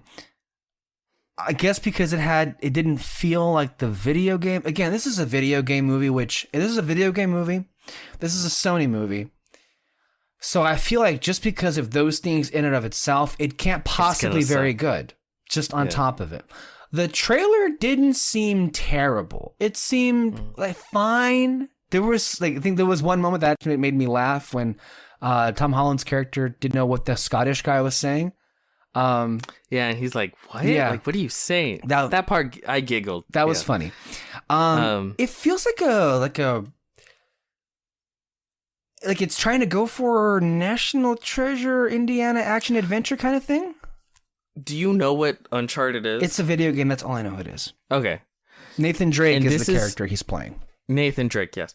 This is the biggest issue I keep saying. They keep adapting their most visually impressive and cinematic video games into films, and you shouldn't be doing that because the video games themselves already stand alone as kind of good films. Like, you can cut up the cutscenes, and it's like, so when it's never going to live up, those movies are never going to live up to the game. Sure. Because you literally played through the movie. Right. And it's cinematic, it's great voice acting, visually it's incredible.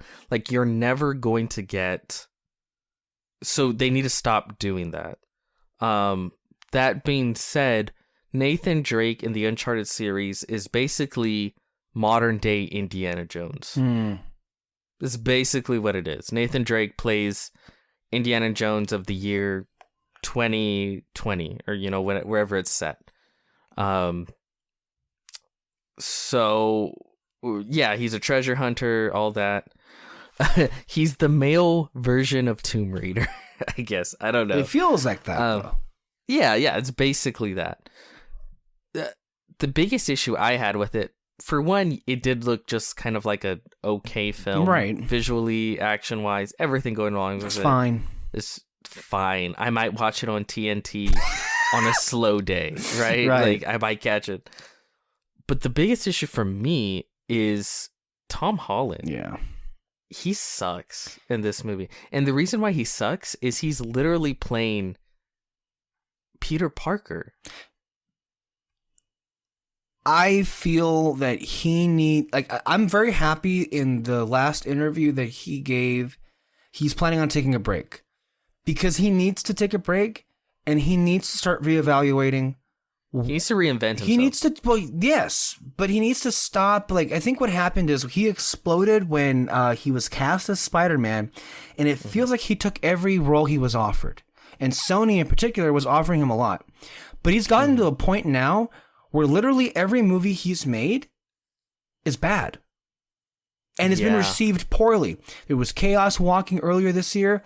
There was Cherry, and that one felt really bad because you had Holland and the Russos, both people I love, and that was a disaster. They tried playing that for an awards consideration, and it just completely blew up in their faces. And then with this, like, we already know what this is going to be. It's got a February release, and I think he is a good actor, and I think he needs to start picking better roles. And he needs to know, like, I think a lot of these roles that he took, if you're with somebody who knows how this is going to go, it's not at all surprise these movies are bad. He's getting pigeonholed. Yeah. And the only one that's going to stop it is him. He's going to have to say no. Zendaya, if you're listening, talk to him, honey, please. You need to, or maybe get the writers who picked, because Zendaya gets a lot of great roles. She gets great roles. Get them to give your boyfriend a job or something. Come on, throw him a bone in different roles. Right. But like every role he gets now is like I'm just a kid. It's a spin on Peter Parker. Oh my God. Like even in the trailer, the relationship he has with Mark Wahlberg. It's the same. It's the fucking same relationship he has between him and Tony Stark. Right? Mm-hmm. And the way he acts, the way he talked, like all I saw was Peter Parker. And it's not because I just see him in that role. It's because that's the way his acting was. That's the way his body language was. That's the way his relationship with his co-star is set up exactly the same. That's the biggest issue to me, because I've never even really played a Nathan Drake film. Game. Right. But from everything I've seen of Nathan Drake, it's like, yeah, that's not him. It's just MCU Peter Parker. Yeah. Well. So it's like, I feel like you see, because both of these actors are the same age and they're both big stars, but you couldn't have a greater juxtaposition. Tom Holland and Timothée Chalamet. Hilariously enough, Zendaya has a connection to both of them. And it's like Chalamet's star is just rising and rising and rising, and every project he picked is just like hitting it, and then Holland is just cratering on everything he picked. But it took longer for Chalamet to get there. It did. Because Chalamet, he went the artistic route, right? Like whereas what's his name? He hit it big with Spider-Man, and then he tried to like continue that with other blockbusters, and he just had poor picks, right? But that can really devalue, I think, your stardom, right? Because the reason why you're a star is because you bring butts and seats. The reason why people go and see your movies is because they know, like, oh, I'm going to have a good time. Yeah. Right? But if you make nothing but stinkers, you're going to lose that shine. Yeah. Where with, like, Chalamet, he's on the rise, but then you go look back at his catalog, and it's like, even, they're all really good. Yeah. They're all really good films. And it seems like, I don't know if it's him or he has an agent, but he's really good at picking roles. Mm-hmm. He needs, what's his name? Fucking Spider-Man. He needs to get better. Maybe Zendaya can be his new manager. But I will say this: he has a crazy fandom. Yeah, he has some loyal ass fans. Absolutely, so. He has his own brand. I mean, I think he has his own company. Like, there's a lot of interesting things to him, and everybody says such nice things about him in the business. He's like a professional and everything. Sure. Like, I just think, like, you are right. There's a stink that comes with making nothing but stinkers, and that is dangerous. We're saying this for his own good. I know, because I like him, and I want him. I want to see him in better movies for a change. He could have had a good one. I'm sure. Remember when we saw Bad Times at the El Royale? There was a character that was played by Bill Pullman's son, I think. And that was like it felt like discount Tom Holland. I think that was written for him in mind at one point. I'm thinking. Do you think so? It wasn't that big at the time. Well, I always think about what Matthew McConaughey said back when we were in the prime of the reconnaissance, where he had a lot of really good movies coming out. But in the 2000s, he was the what do you call it? The rom-com guy? I had a spider on me. Yeah, he was the rom-com guy. Shit. And that was literally his whole thing, right? And he said, like, it finally got to the point where he said, like, it's gotta stop. Because he wanted to branch out his career. Yeah. And his agent said, like, no, like, you're crazy. Like, you're getting all these good offers. It's good money. And he's like, I don't care. Like, he told them, like, no more offers for, like, those rom-coms. Those kinds of films, like, turn them down right away. No more. So he would get, like, dozens and dozens and dozens, and all of them shut down. And then after a while, he just stopped getting offers at all. And then, but eventually some work came his way that was more of what he was looking for, and he was able to build it from there. So that's what he has to do, I think. He's got to say, like, don't stop typecasting me. Like, tell his agent, like, no more of these types of characters. I think the recent role, he did try to break out from that with Cherry. And I've seen clips from it. It didn't work out, and I think for reasons that were beyond his control. In fairness to him. It sucks that it happened that way, but yeah, I'm hoping this break will allow him to make better choices with his career, because I am pulling for him. Before we move on, a couple of things that I had written down here. So apparently, you were right. It looks like Indiana Jones 5 is going to be a time travel movie. Oh. I mean, if it's the last Indiana Jones movie, I guess that's where you go, right? That's what you said. When I told you that S.H.I.E.L.D. was doing time travel as for their last season. Oh, really? You said, like, is that the thing that every franchise does now when they're going to end? It's like, let's time travel. That's the thing we're going to do to wrap it all up. Yeah, I mean, that's the way it feels like. To be fair, I guess it kind of fits with Indiana Jones because he's the history guy. Right. It could be fun. Could be fun. It's definitely different. Yeah. I'm actually not knocking it. If it was any other franchise, I might be like, oh my God, just let it end. But with this, I'm like, okay. You got a good team working on this movie.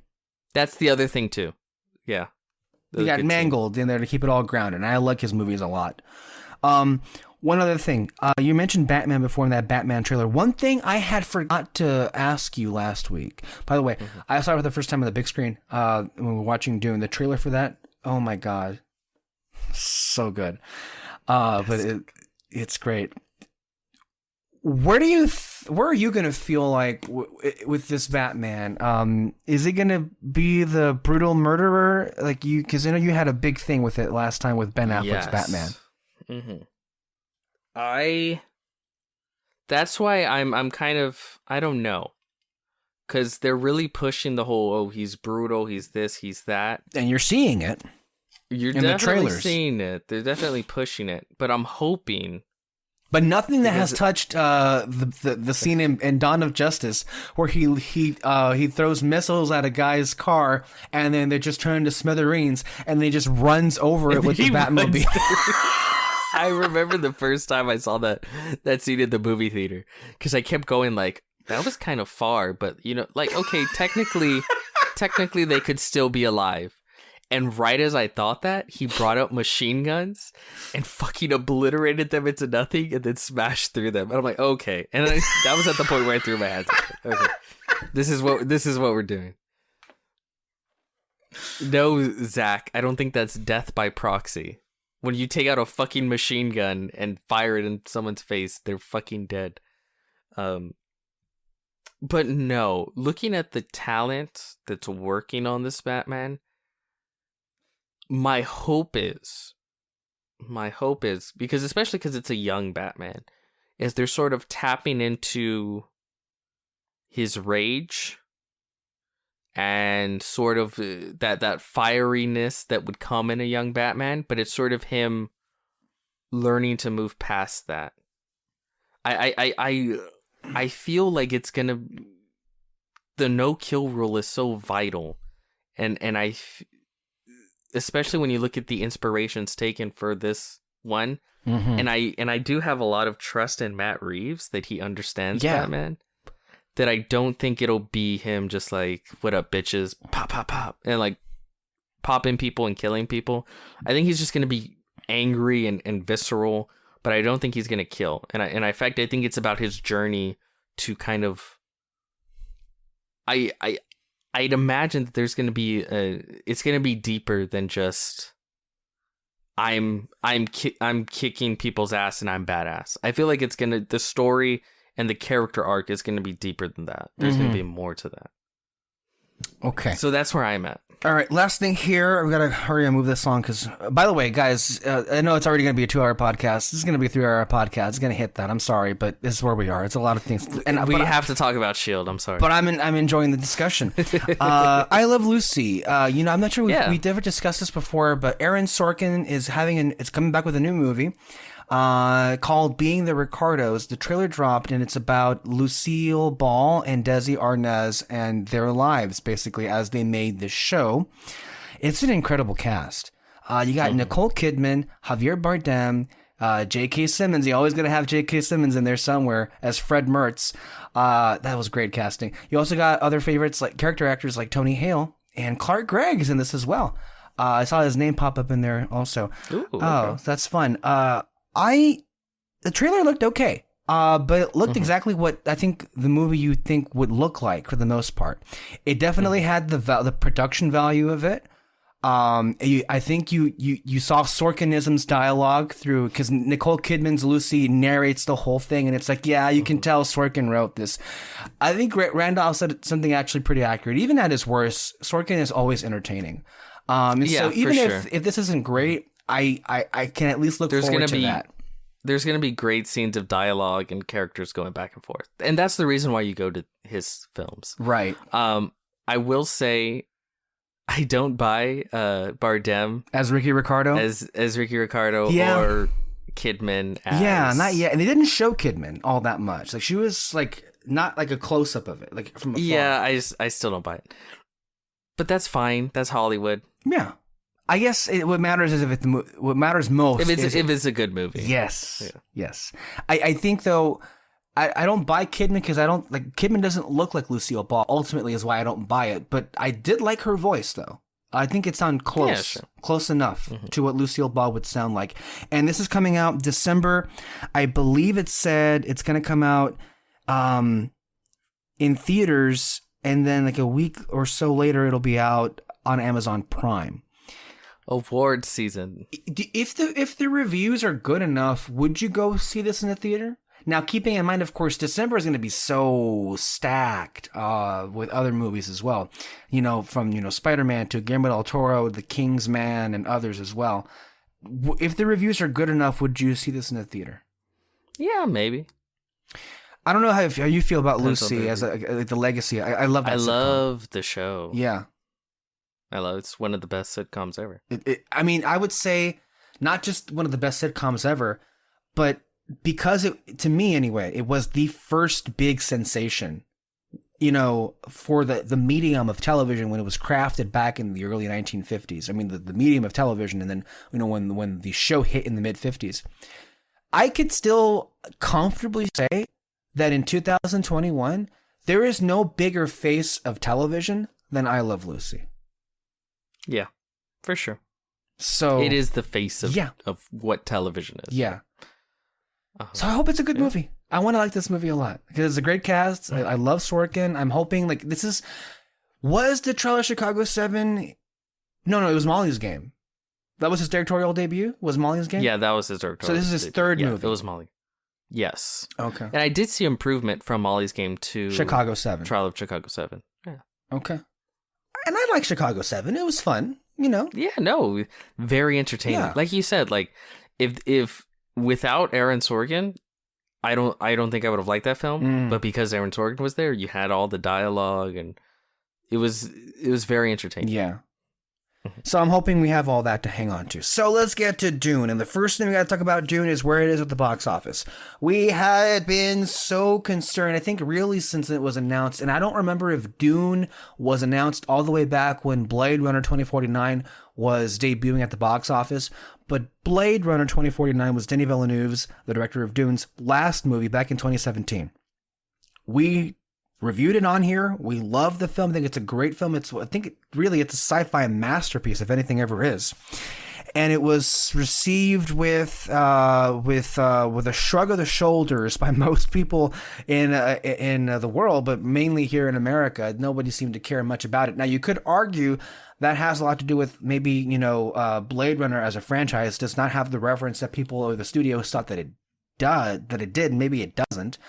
But also there were issues with the film in terms of its length, also maybe in pace, that could have maybe handed the film a death knell in terms of how it ultimately performed at the box office.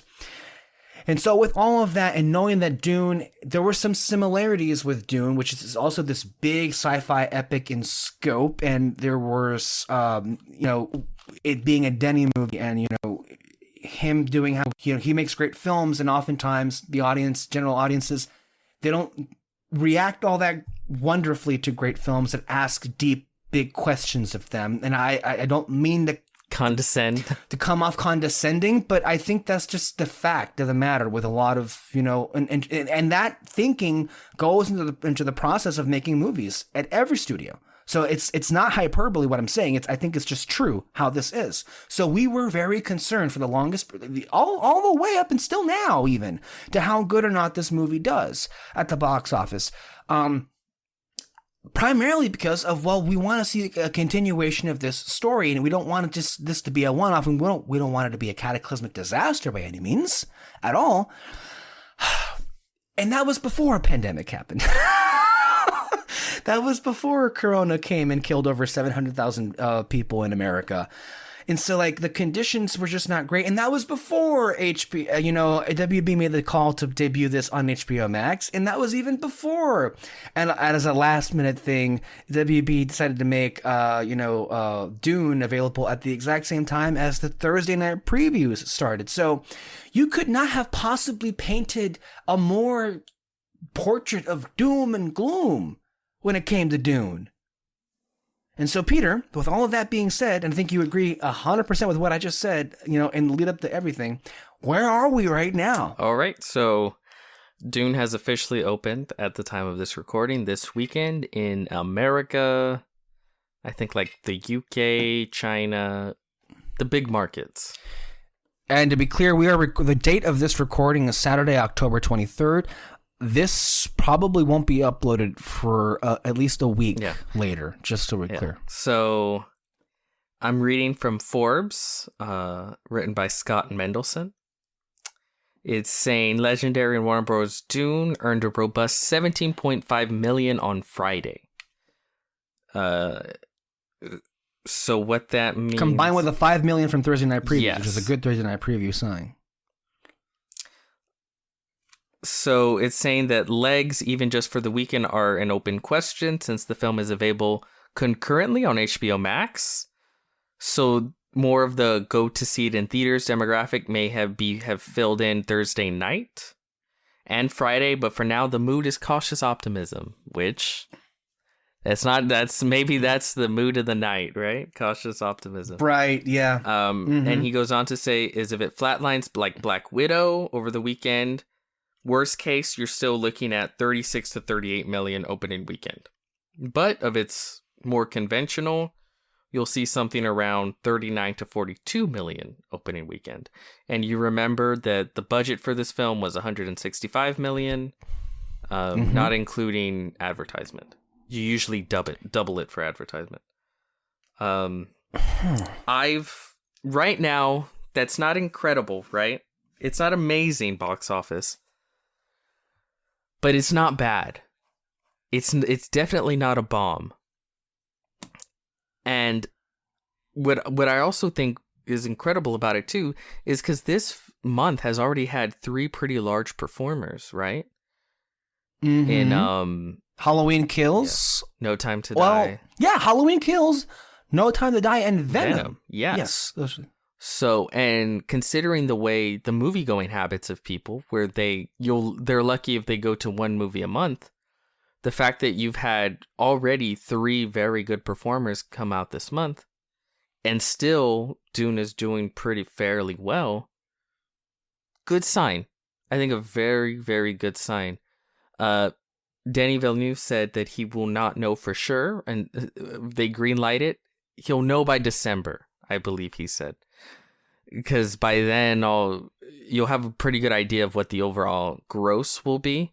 But I really do believe that what WB wants the most out of Dune is the clear opportunity for franchisement. I think that's what they're looking for. So they're seeing like, okay, can we get a couple Dune shows? Can, maybe a spin-off, multiple sequels. And why a Dune show? To bolster their service, HBO Max. I think the number one thing they're looking at is like, can we have a franchise for Dune shows? So I think they're looking at the totality of, is this a brand? Can this become a brand? More so than just the box office.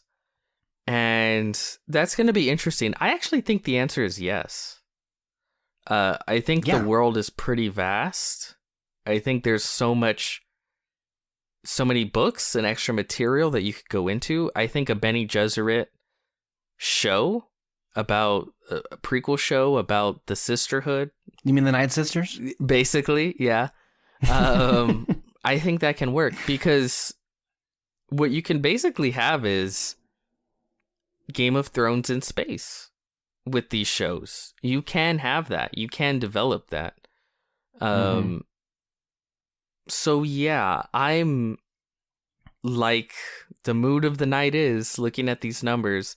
I am cautiously optimistic about that Dune Part 2 approval. Can you get out? There was a quote you shared. I believe it was in the last couple of days. Oh God! It was in the group chat. It was regarding the CEO. Whether or not we should. Yes. Yeah, I remember it off the top of my head. It was basically they were asked. I can't remember the exact person, but they were basically asked, "Is there going to be a sequel?" And they said, "Well, I can't confirm anything now." But if you see the ending of the film, you basically know the answer to that question. Right? And to me, that's a yes. Because the ending, the last line of the movie is, "This is just the beginning." So I don't know what the fuck to tell you. Spoilers. I guess. Right. Well, I mean, we ain't the only ones saying it. There were plenty of non-spoiler. No, all the non-spoiler reviews of Dune have been speaking to this part of it. So this is not anything new. This isn't news, I would say, about like, it ends open-ended at best. Everyone's saying it. Yes. Everyone's saying it's very much plays like a part 1. There is no ending. The movie itself said it, which we'll get to in a bit. I want to say a couple of things here. $165 million is the budget for this movie. Considering what I witnessed, and when I say what I witnessed, what I went to go see, which was Dune, I can't believe that's that low. Yeah, especially when you look at the star power, right? Yes. Because they probably get good checks. It's a big budget, but it's still, I would say, it comes in $20 million less than 2049, which was, I think, it was estimated to be 165 to 185 million. Really? It was less than Blade Runner. That's pretty incredible. Isn't it? Wow. I wouldn't have guessed it. So the main thing is, the first barometer is to see that this movie makes back its budget. And I think it's about to, right? Or it's getting close to it. Do you know what the numbers were? I think it made at least $100 million at the international box office because it did open. already around 200. I think so. Well, we gotta get here. Look at, if you can, while I catch people up, go on the Google and see what the latest thing said. Maybe even Wikipedia can show you exactly what the number is right now. But the thing is, Dune has been opening for about a month now at different markets. Remember that how movies work is when a new movie comes out, it doesn't mean it comes out everywhere at every country all at once. No, for the longest time now, depending on where you live, you could have the movie come out. It's like for us, it just came out this week. For other people, it came out a whole month ago.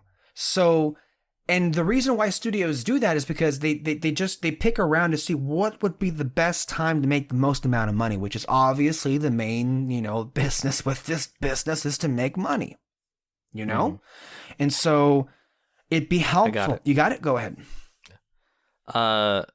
As of Friday, it was at 130 million worldwide. That's the number I'm looking at right there. So 130, and the first threshold, the first crucial threshold is just to make sure it makes back its budget, it's close to it already.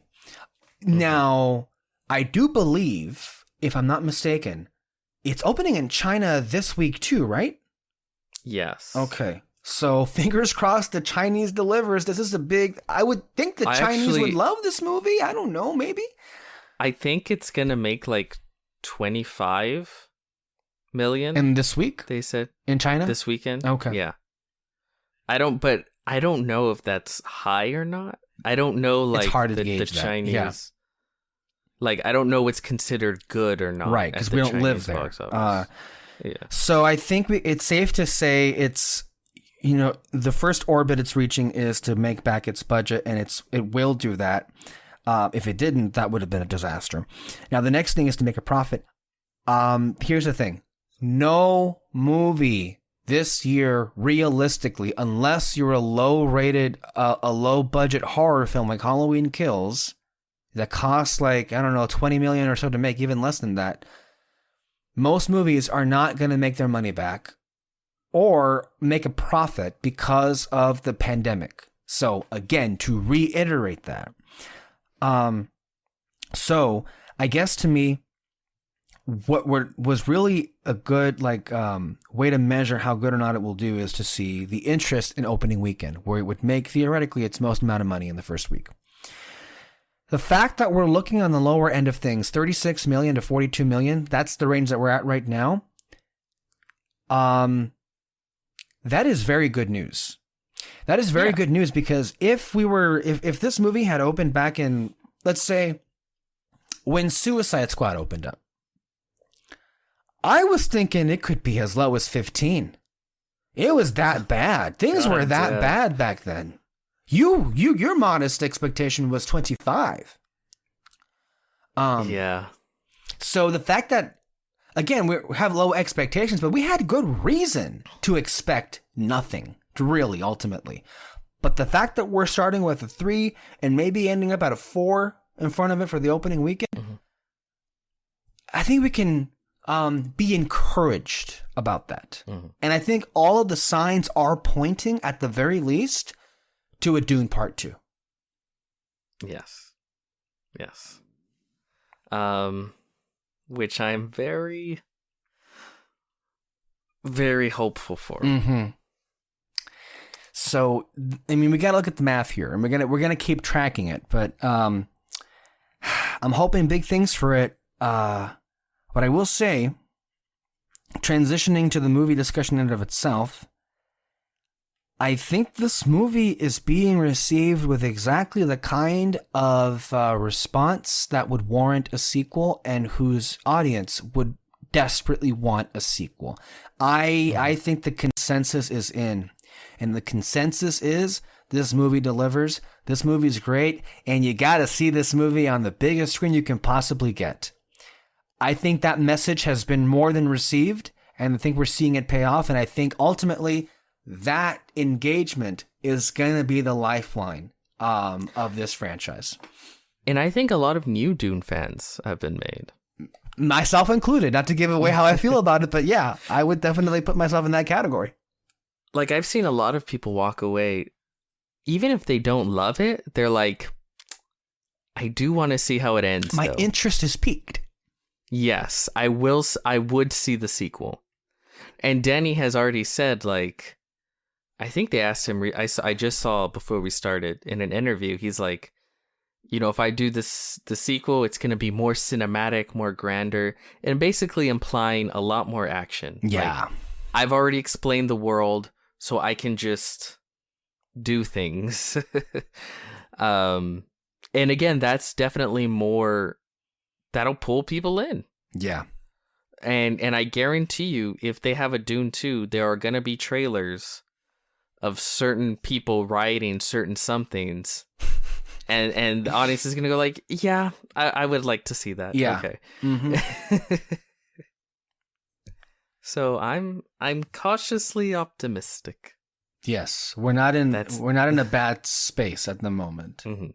For the moment, we want to cling to that. We don't want to be too presumptuous at this point. No, we just don't. Not yet. We can't be safe about anything. Mm-mm. We also, I think, at some point, I think Samba TV or some other third-party outlet, I'm sure, are going to release like how it did on HBO Max too. Yeah. Did you watch it again? No, I wanted to, but I kind of want to go back to the movies to see it again. Yeah, that's the best way to see it. But I also feel like maybe I should just leave it playing while I'm sleeping, so it can get some HBO Max stuff. I did that with Shield when it was on Netflix, so no shame there. I've done a lot of weird things to do whatever I could to make sure what I liked succeeded, and I think if that's what you feel like you need to do it. Yeah. I'll be woken in the middle of the night. Just wake up in a sweat. What was that? Somebody was screaming. What the fuck? Just screaming. So yeah. Do you want to get to the movie itself? Yes. The first. So how? Yeah. Go and read the synopsis, and you will, because there is some history we got to establish. Like you're a big Dune guy, so you got to establish like the history with the books, and then also I guess the other projects, just real quick, and then we can get into the movie. Okay. Well, let me just do the synopsis. Say what Dune is about first. Okay. Dune, directed by Denis Villeneuve. Beyond fear, destiny awaits. Paul Atreides, a brilliant and gifted young man, born into a great destiny beyond his understanding, must travel to the most dangerous planet in the universe to ensure the future of his family and his people. As malevolent forces explode into conflict over the planet's exclusive supply of the most precious resource in existence, a commodity capable of unlocking humanity's greatest potential, only those who can conquer their fear will survive. Dune. Okay, so a little backstory on Dune. I love Dune. The book. I read the book when I was in high school. Actually, I think I started much younger. And I got like 10 pages in, and I'm like, this is fucking gobbledygook. Like, I can tell that I would like it, but there's just so much. It just drops you in, and there's all this like talking about, the Muad'Dib and the Bene Gesserit, and so many words where it's just like, these aren't real words. Yeah, this is some Dr. Seuss shit. Like, this is fake words. And it's a lot. The sci-fi language is thrown at you, and then I think like a couple years later I picked it up, and I'm like, okay, no, like I can hang with it, and if you hang with it long enough, you get it, you understand it, and now you're just rolling with the characters, and I loved it. I loved it. I have not read. I know the stories of the other books. I haven't really gotten into them and read them. I want to. I know the stories well enough, but I haven't really experienced them. But I love the book. It's a very difficult book, like everyone has always said, to adapt. It's a lot of political intrigue. A lot of it is just inner monologue. Mm-hmm. So much of the film is inner monologue because two characters are talking. The film or the book? The book. Right. Sorry, the book. And it's like the character going like I can't show fear. So much of the. It's like if there's a debate between two people, and the entire time you're listening to what they're thinking internally. Mm-hmm. So much of the book is like that kind of stuff. And it's very interesting. It's very well written. And and I always loved it. Eventually, and I remember at the time, because I think we talked like if some people will ask like any book, any franchise, anything. Can you think of anything that hasn't been made into a movie yet that you would love to see be made, like adapted? And my answer to that, I don't count the original film, has always been Dune, right? I want a modern adaptation of Dune, but it's such a hard story to crack, such a hard nut to crack. And around that time, Blade Runner 2049 had come out, and in an interview, what's his name, Denis Villeneuve, had said like his dream job would be to do Dune. Not too long after that, it was announced he's doing Dune, and I'm like, this is perfection. Like, from the story I remember in my head, reading it, to looking at the kind of science fiction films he makes, like Arrival and Blade Runner 2049, and really just every film he's ever made, he probably has like the greatest streak of filmmaking I've seen in a long ass time. Like for modern filmmakers, maybe ever. Like if you look at his IMDb, you could throw Rian Johnson in there for sure. But I think he's made more films than even Ryan has, and like he's made, and Ryan goes back like all the way to 2006. If you look at like the last 5 years, I feel like Denny's made like 5 movies. I don't count 2020 because no one was doing shit in 2020. So if you skip 2020 and look at the last 5 years, those 3 would be Dune, Blade Runner, and Arrival in the last 5 years. Arrival, and then I think there's Prisoners and Sicario are like right behind. Yeah. So it's just like there's a good chunk of his life where just every year he's throwing out an amazing fucking film, like amazing. So just not even looking at his sci-fi stuff, just looking at him as a director, he was great. But also, you see where he had made sci-fi films before, and you saw the kind of films he made, and it's like, this is just perfect for Dune. So I've been on cloud 9 since it was announced, eagerly awaiting the film, and then annoying you guys about the Dune film coming out. And then now we're here. Remind me, how many books are in the series? Oof. Okay, it's one of those things where... Oh boy, I thought it was the more writer simple. died. Oh no. Before it could officially be finished. Oh. So what happened was, I don't know if it was his son or his grandson, based off quote unquote notes that he had like completed. I think they made like 2 more books to like finish off the series. And then ever since then have been making like spin-off books, basically. Real quick. What era was this when Dune came out? 1960s, the first book, I think. Okay. And then the last book in this particular story came out, what, the 70s? Let me look it because up. These are just questions. I'm curious. I want to know more about the franchise, and I think people who are listening would be, if they like this movie, I'm sure they want to go and actually read the series. And it's yeah. So there's Dune, and then Dune Messiah, followed by Children of Dune, and then God Emperor Dune. Then Heretics of Dune, Chapter House Dune, and then let me see. And then I think that was the last book he wrote. Chapter House Dune. And then after that was Hunters of Dune, which was picked up by Brian Herbert. Which I can't remember if he's son or grandson or something like that. And then the last book was Sandworms of Dune. Mm-hmm. So the last 2, I think it's like 7 books in total, and then the last 2. And it's crazy because from what I hear, again, I haven't read all of them, Chapter House Dune ends like on a cliffhanger. And then he died.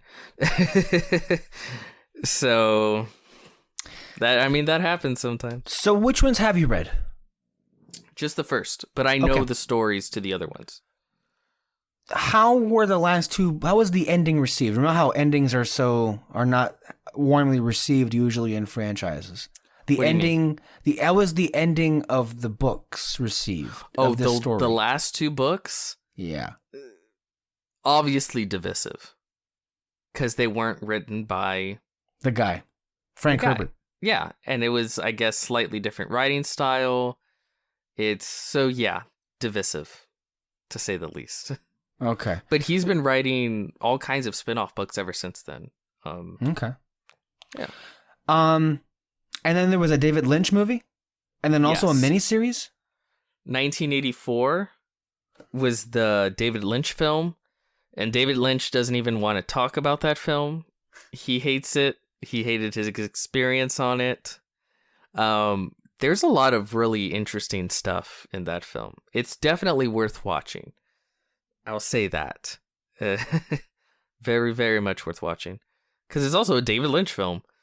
And then, yes, there was a sci-fi miniseries on the Sci-Fi Channel of the original Dune, and then also, I believe, the next two books, which one of them was like Children of Dune. I can't remember all the names. Let me see. But suffice to say, in previous attempts to adapt the story, it's Dune never Messiah. gotten the chance to really like flourish or complete it all the way through. No, James McAvoy, one of his earliest roles was in, I think, Children of Dune or Dune Messiah. One of those. But I haven't seen them, but I have heard from Dune fans that they're actually good as far as faithful adaptions. Sure. But they're sci-fi miniseries from like the early 2000s. So they're not like good, like acting wise and visual effects wise. But as far as like adaptions goes, yeah, it's okay. And yeah, that's kind of been the history of Dune. And of course, Dune has been highly influential to many, including Denny. As you said, he was a big fan of this story. And one thing I want to throw out there, it was a really good interview I read before. I think it was with IndieWire. And Denny, loved this property so much that he said in his own words that he went out of his way he called it the most pop movie he ever made. Like he really wanted it to, appeal to a 4-quadrant base. I guess this is the most like 4-quadrant Denny can get. I feel he was successful in that. That's my take. But isn't that funny? How he's like, I want to challenge myself, so I'm gonna try to make a normal film. He wants to make a movie that can. Well, yeah, basically. This is basically. Yeah. And so one last caveat here. This movie is. The story of this movie is only the first half of the first book. Yes. Down to a T. Down to a T. And out of all the many books that you throw out there. So I don't have any idea. I guess there really isn't a game plan for how many movies they want. I guess really if this hits big, they got plenty of options for plenty of movies down the road. And really, it's all the makings of a big franchise. It reminds me of another franchise, but I guess like after have the first initial thing, and I promise this is the last thing I'll say, then we get to the actual movie. But having seen it, I now understand what you said all those years ago, that this could be WB's Star Wars. Oh, yes. I get it now. Mm-hmm. I will say, I think I heard Denny say or imply that you could maybe see a trilogy of films, in so much as like the first Dune Part 1 is the first half of the original Dune book. Dune Part 2 is the second half of the original book. And then the third one is the second book, Dune Messiah. Because the first two books basically cover Paul Atreides. Oh. After that, there were other main characters. Like, if, again, I haven't read it specifically, but once you get to, like, God Emperor Dune, which takes place, like, 34,000 years in the future from the first book, and there's, it gets wacky. It's getting interesting. But I could see him going, like, I want to tell the full story of Paul Atreides. I could see him go, like, I'll make a trilogy based off the first book and the second. I love that, because I was getting concerned here based on the number of books that you listed off. Like, oh no, like, if this is not successful. Oh no, are you worried? Like, you're never gonna see the end of the story? Yeah, because like you threw out like 7 or 8 books, and it's like, whoa. Yeah. Technically, you could just read the first book and never read anything ever again. Okay. It works as its own story in the first book, right? But technically, his character goes till the third one. I see. No, not the third one. The second book, but in movie it would be 3. Yes. In movie form or movie language, or I guess the number of movies that it would be made. Okay, that's reassuring. Because I wasn't sure, man, how long we were gonna go with here. It's like, oh man, we'll be in our 50s whenever this story comes to an end.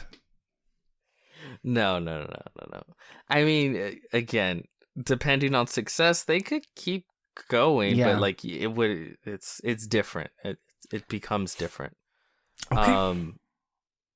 And yeah, that's the story was all about subverting. Well, let's just get into the movie. Mm-hmm.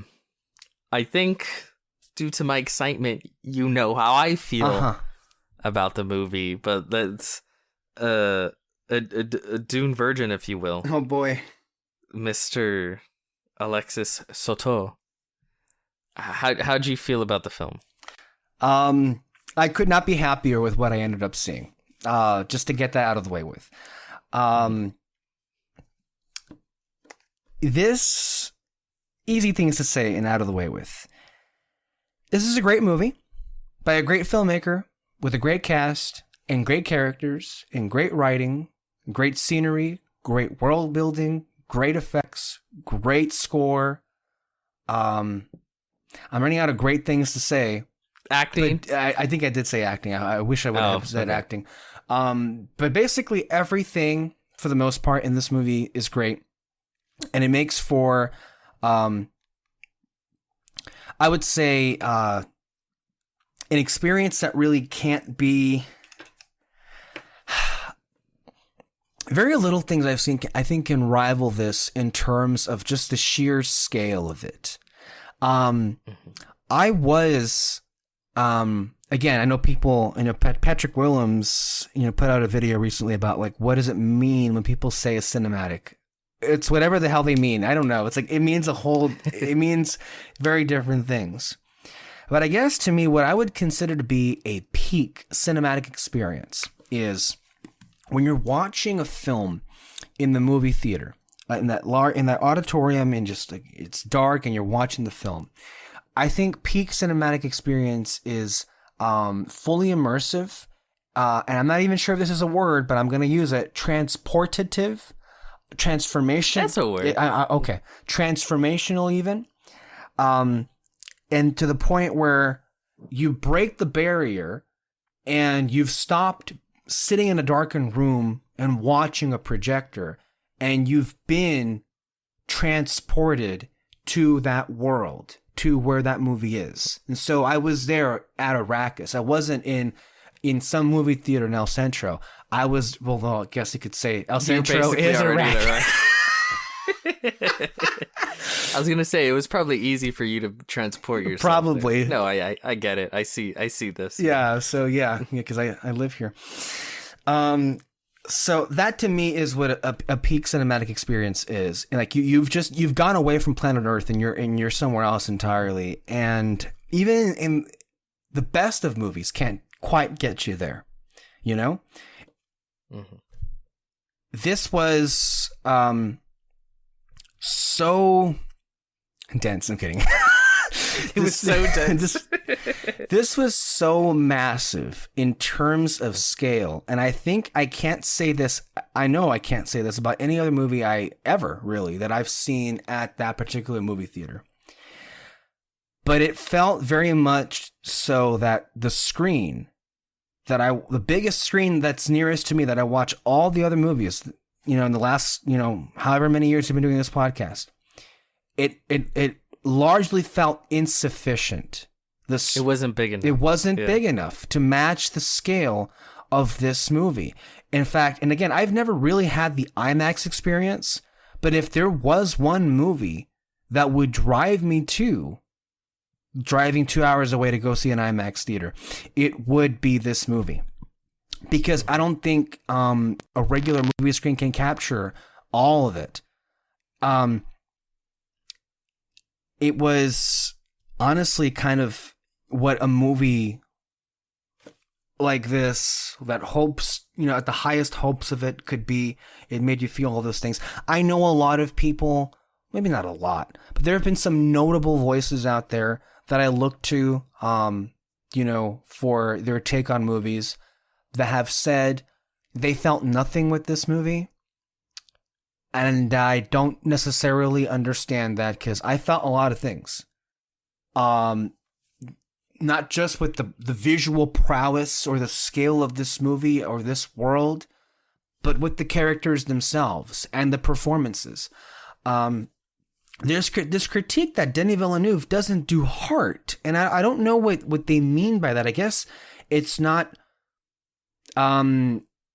dressed up in a happy mood or tone, but there's a lot of heart in all of his movies, and it's definitely here, because I felt myself on the edge of my seat. I think it was holding myself as much as I could, because there was some tense moments where it's like, it got about halfway through the movie, there are some things that happen, these characters are in such dire circumstances, and I found myself just like, oh my God, are they gonna make it out of this? Like, I was like in them, like basically in there and like rooting for them.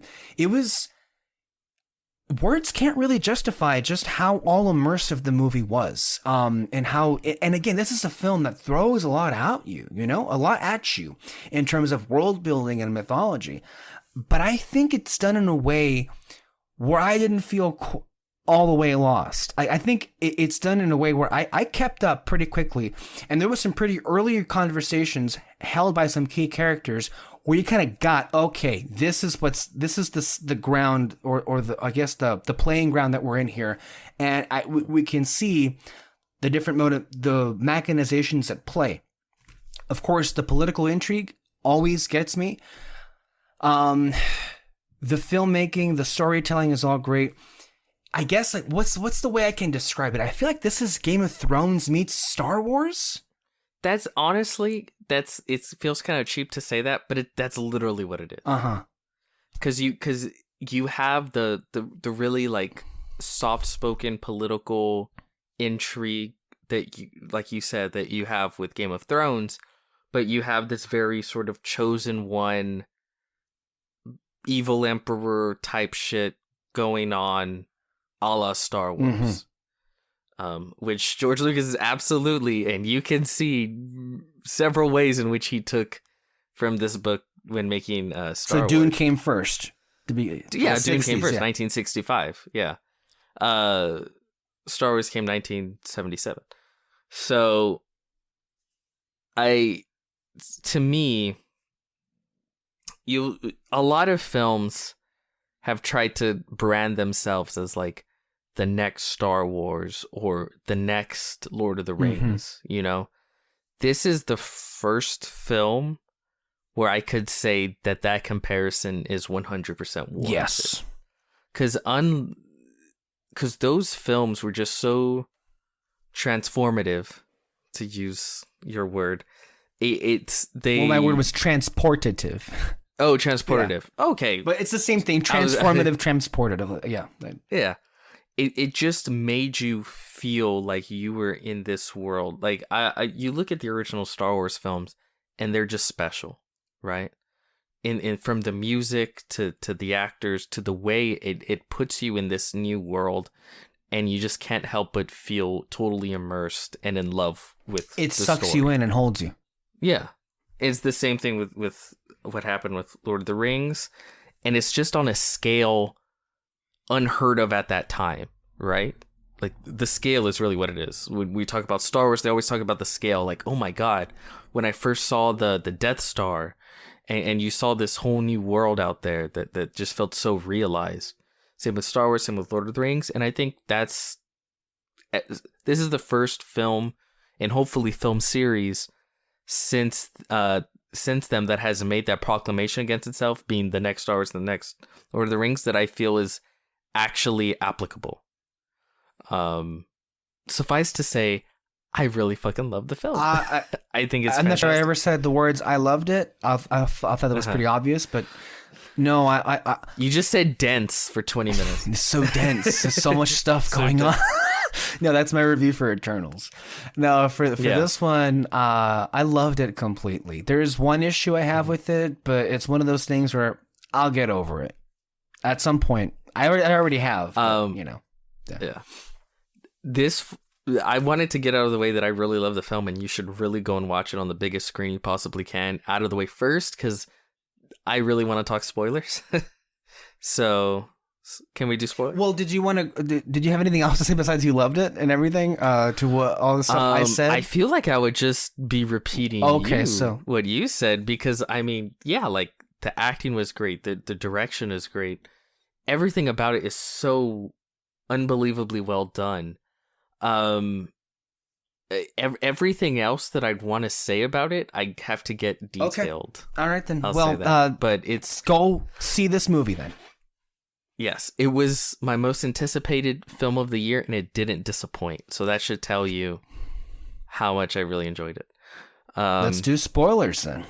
Spoilers. Okay.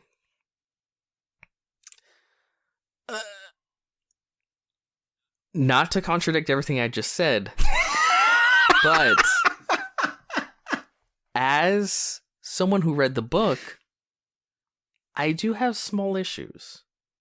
And I think that's just because you can't fit everything in the book in the movie. And Denny doesn't even try to, which is why they put half of the book into a movie. But that's what's crazy, right? He literally only put half of the book in this movie, and I still sat there going, I think it needed another half hour. There's a couple of things they needed to flesh out, I feel. that should not be happening, but there, and I'm not saying that's bad filmmaking. What's the runtime? 2 hours, 35 minutes? Yes. And I felt the length. It's a very long film. You love every second of it, but it is a very long film. Yeah. But even by the time it ended, I'm like, well, they didn't fully explain this, which I remember from the book, and this. Mm-hmm. Like, maybe. And let me just run down some of the things. Sure. Right? One of the things I don't think they fully explain in the movie is that, that there's that sort of bigger, older guy who's at the Duke's side. And then you had Polka Dot Man at, what's his name's? David Dastmalchian. At the Barons. At the Barons side.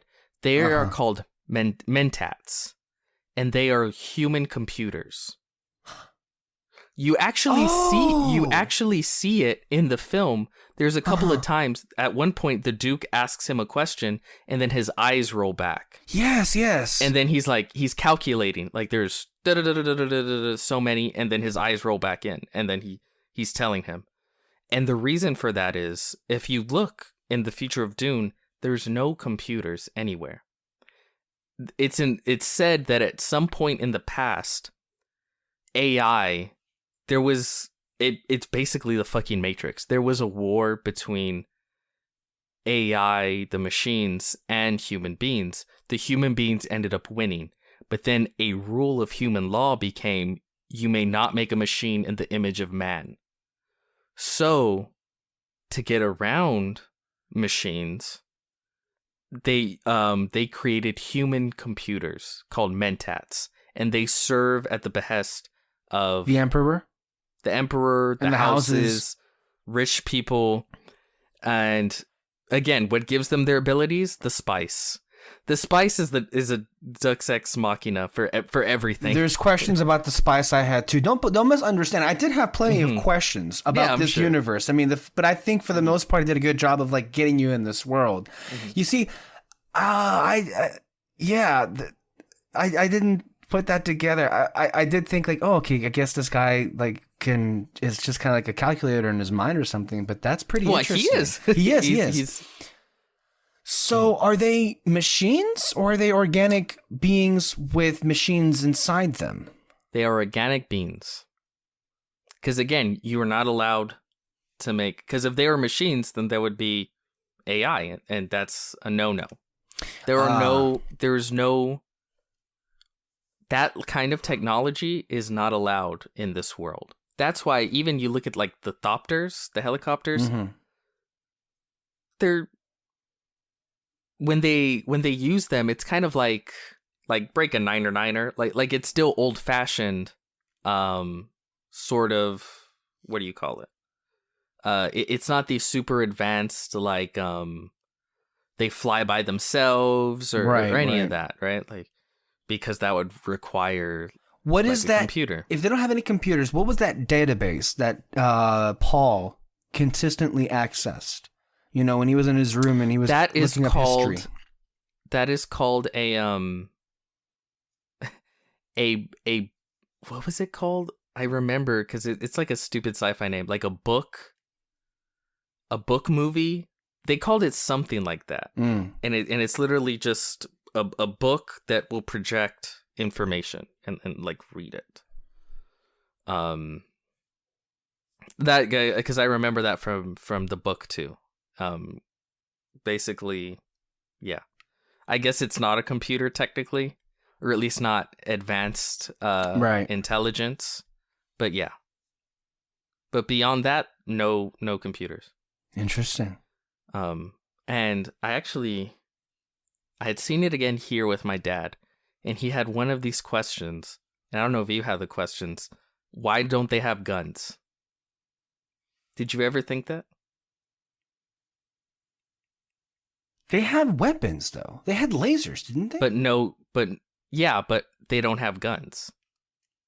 They have swords. Like individually. Yeah, they have swords, but they don't have guns. No, it didn't cross my mind, but I guess now that you mention it, it's like, wait, they didn't. Mm-hmm. They didn't after all. Because the reason is because you know those shields that they have? They used to have guns, but guns fire. If a gun hits a shield, it sets off a reaction similar to an atomic bomb. Oh, okay. So yes. So what they basically once it's funny because it's kind of like they hurt certain levels of technology where they're forced to move backwards because they became so advanced where they had shields. They were kind of no longer capable of carrying around guns because the second you go out and shoot someone, everything dies. Yeah, it's like now we created atomic bombs, but no one. So no you're one saying their engages in society that kind of collected warfare. all the guns and just like that, and they made them go away. And then they handed them swords. Interesting. So they revert to their and I think this was explained, which is if you try to hit them hard, it won't go through the shield, but if you slowly go Yeah. Which they actually incorporated. I don't remember this in the books, like weaponry too. Like they shot shells from up high. Yeah. They would hit the shield and then they would like drill through the shield slowly to then hit and then explode. I was like, oh, that's fucking cool. That's really neat. The whole Dr. Yue betrayal. You know it in the book, right? Because you're always hearing their internal monologues. But they really set him up as like a really sympathetic character because he actually really cares for Duke Leto and everyone. And there's several conversations between him and Lady Jessica, like they're really close. and it's him constantly trying to hide that he's the traitor. Now, this is the book, because in the movie, it comes out of nowhere. It comes out of nowhere, yeah. In the book, there's so many scenes of him trying to hide because he knows that she's a Bene Gesserit witch, and she can read him. That's one of the things, like, I don't know if they really explain it, but they're incredible at, like, reading facial expressions. They know when you're lying, when you're not lying, which, like, you can't, it's basically impossible to hide shit from them. And they're having a conversation, and I remember because he tries to hide it, but he can't. But she just thinks that he's sad about his wife because she knows that his wife was captured, but he's actually sad because he's the traitor. And that's why she's not able to catch it with him. So there's several scenes like that. They have this whole like dinner scene with all of the other rich aristocrats of like Dune that come. And they would have this tradition where they would take water and then just throw it outside to the peasants. And like, I can't remember if it was Lady Jessica or the Duke. And they're like, that's cruel. Like, we're not doing that anymore. But yeah, there were several scenes and several explanations of things that are really, like, did you understand in the tent? When he's having the flash forwards and he sees a great war and all of that. Yeah. Did you understand what that was? I understood it so much as this is stuff we're going to see in the next movies. Okay. And that, again, because at that point I had already been aware of but the locals, what are the name of the locals on Arrakis? The name of their people? The Fremen. Yes, there was this prophecy, and clearly Paul's Jesus Christ. And so I guess I put that with that together. It's like, okay, this is what's going to happen here. I guess that's what it was. Was there more to it? Well, it's a lot darker, in so much as when he becomes the I don't know, like their grand savior, the Hazarak, Jesus Christ. It's something like that. Let's just say Jesus Christ. When he becomes alien Jesus Christ, he what basically happens is he's able to see multiple futures. He's able to see a million different paths. When he becomes that, or now? He's starting to become that. Because there was a question. I had a question about. Yeah, no, I think I know what it's going to be. I had a question about what the visions that we were seeing, because as they start to unfold, I was led to believe, what he is seeing is gonna come to pass, and slowly it does happen. I think the one where it threw me off was at the end of the film, where he ends up killing somebody who, I guess, in an alternate future was to be his teacher, or was he seeing somebody else's vision? There's this question of like, are these visions exclusively his, or are they shared with other people? So that always keeps you like, okay, what are these visions really? And like, I'm not sure as to like the circle of people who have access to them, if they're just his. Yeah. They are possible futures. Okay. As Yoda would say, always in motion the future is. Yes. But he actually says that to the head Bene Gesserit witch, because she asks, like, you see visions, right? And then she says, like, do they come true? And he says, sometimes. But and that's kind of really plays into the whole idea of Dune. It's sort of, because what they were trying to create is this basic, like I said, space Jesus, all-knowing, like, out there individual who has full knowledge of the past and the future, and because of that can see multiple paths, and then is able to choose the correct path that saves civilization, the best path forward, basically. And the difficult thing is, so specifically with that character, that was a path in which they had become good friends, and he became his mentor. Right. but that never came to be. No. But he still pulled from knowledge of that path to be successful on his journey. Right. So it's very powerful shit. And that whole in the tent, all like the war and all that he sees, it's this big thing of like, if he is successful in his revenge, in his usurping of the emperor, like if he fulfills said prophecy, what will happen is the religious frenzy of the Fremen will spread across the universe, and there will be what is called, in the movie they say crusade, in the book they say jihad. There will be a great jihad that carries across the entire universe, and the Fremen themselves, in Paul's name, will slaughter billions.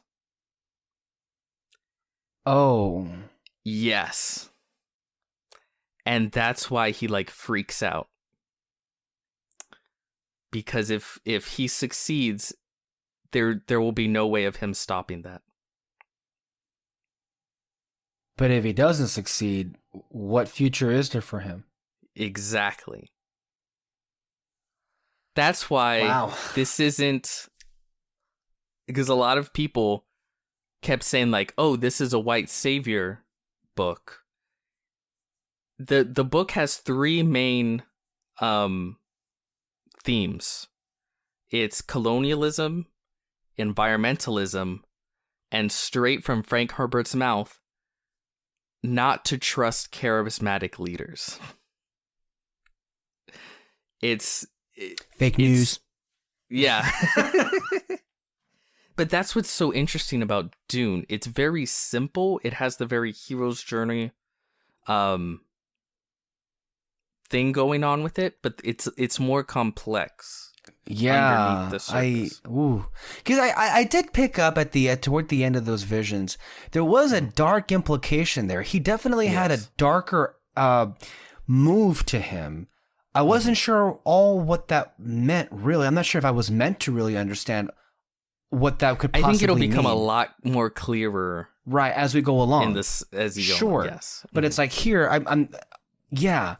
There's a lot of moments in the movie where it's like that, where okay, I feel like there's a darker implication here that I'm not really meant to really understand all that much. Like in the beginning of the movie, when the Emperor's hand, or I guess a representative of the Emperor, comes to House Atreides, and he hands them this proclamation that they have to agree to and they sign. But there's a lingering moment where they're all just there. There are no words to be had, but there's so much being said in that moment that you don't just realize at that moment. And there are certain looks that are exchanged. And what ends up being, it's like, this is all a formality to say, well, it's been nice knowing you. Sentence. It's been nice knowing you guys, but have fun dying on Arrakis. He basically is signing his death sentence. Yeah, and everybody knows it, and I was like, yes. I didn't know it at that moment, but it definitely came to be revealed that was what it was. That's why it's so hard to adapt, because so much of it is just internal dialogue. Yes, right, like while they're having conversations. So now, to that's be clear, why there is no narration in this movie. Yes, I feel like a lesser director or a studio. J.J. Abrams? I'm not saying that. Would just fill the film. Okay. They would just fill the film with just endless narration. But Denny, I knew he was such a good filmmaker that he would be able to. He would be able to sell the story and the implications of everything through the acting, through the filmmaking, right? Where you didn't have to constantly just look at the camera and say this. At the end, there was like, I think a lot of the things I said have been very illuminating for you now to understand, like, oh, okay, this is what's going on. So it wasn't, I don't think it was 100% perfect. Maybe you could have cut out one Chani flashback out of the 20 and included some of this information, but it's still everything that was delivered so fantastically. Like so well. Yeah. So unbelievably well. And the stuff that wasn't, I can actually see them going back in part 2 Mm-hmm. and like further explaining like this, like just a couple of things here and there. I can 100% see them doing that. So especially because the mentats become a little bit more important in the second half. Well, I guess the two mentats, or David Dastmalchian dies here. Does the other one? He does. What happens to him? We never see him. Do you want me to tell you? Oh, are we? Do you just want to know if he's dead or not? Yeah. No, he's not. Okay, because we don't see him die, and I guess by movie rules, if we don't see him die, everyone that you saw die is dead, and everyone that you didn't see die is not dead. Okay. That being said, the character that lasts throughout the entire series of the books is Duncan Idaho. Which is that guy? Which is Jason Momoa. Okay, explain that one to me. Doesn't he die? He does die, yes. I told you, it gets weird. Okay. Because there were you see, this is why I was like, okay, I'm we're all very interested in it, obviously, but yeah, there were two things on all this. Considering the star power, I was surprised how much death how many of these people died. Yeah. In this first movie. Not complaining. It's a welcome surprise considering that like it really upends things, because I think that they do such a good job of getting you to be sympathetic with not just this family, but all the different members of this house. Like, they're so likable in their own right.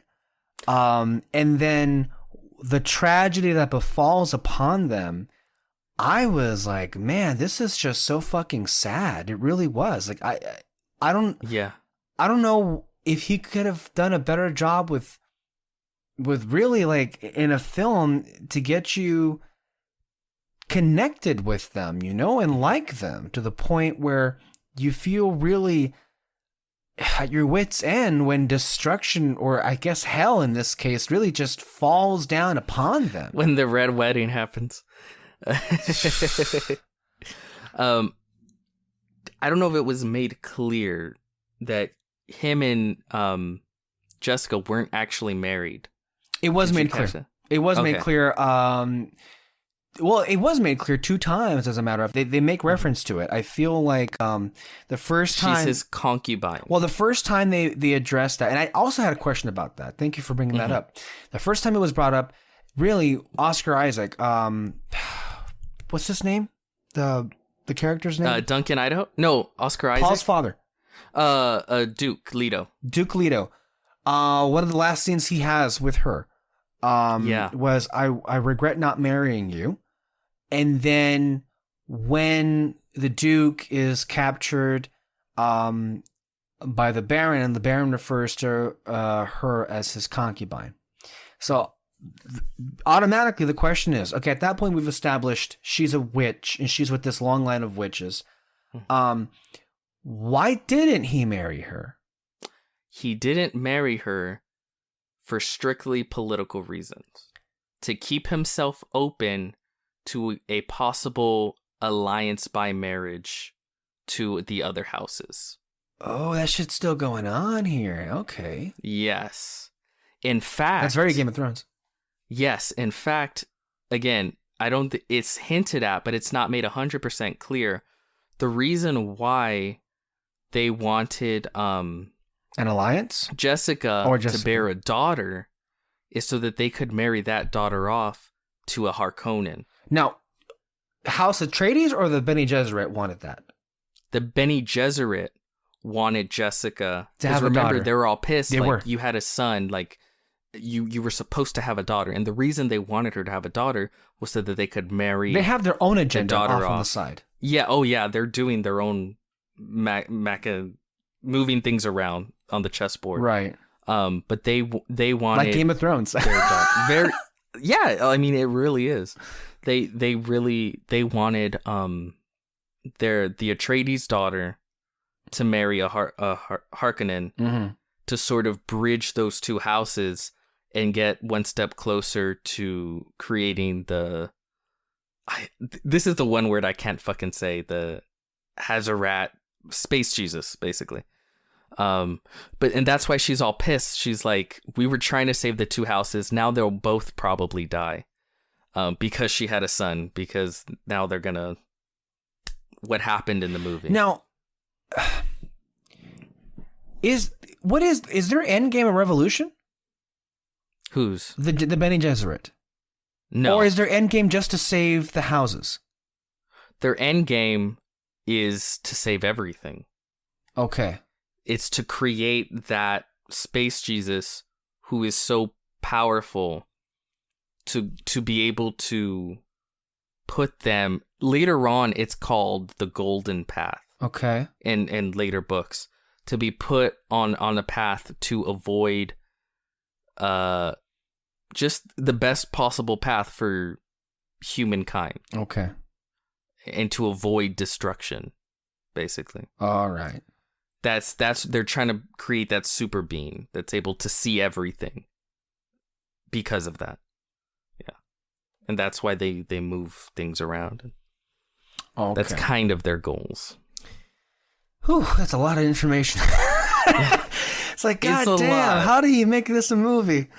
Right? That's a lot of information.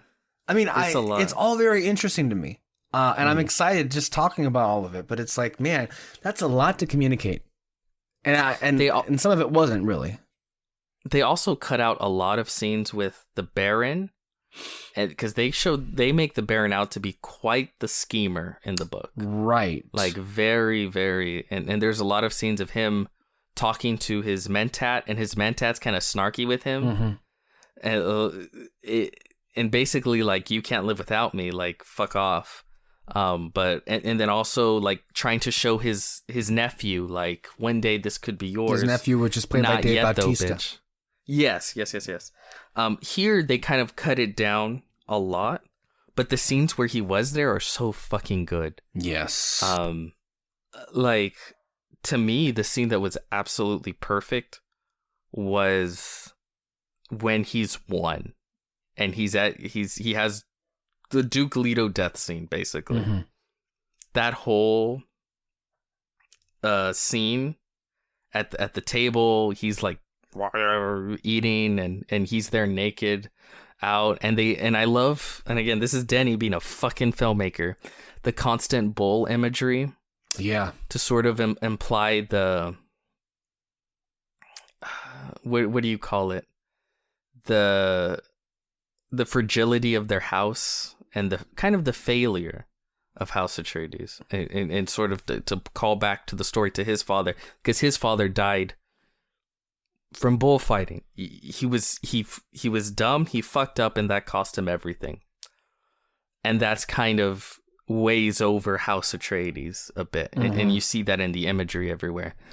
But I thought that whole scene was played perfectly and shot perfectly and acted perfectly. Right.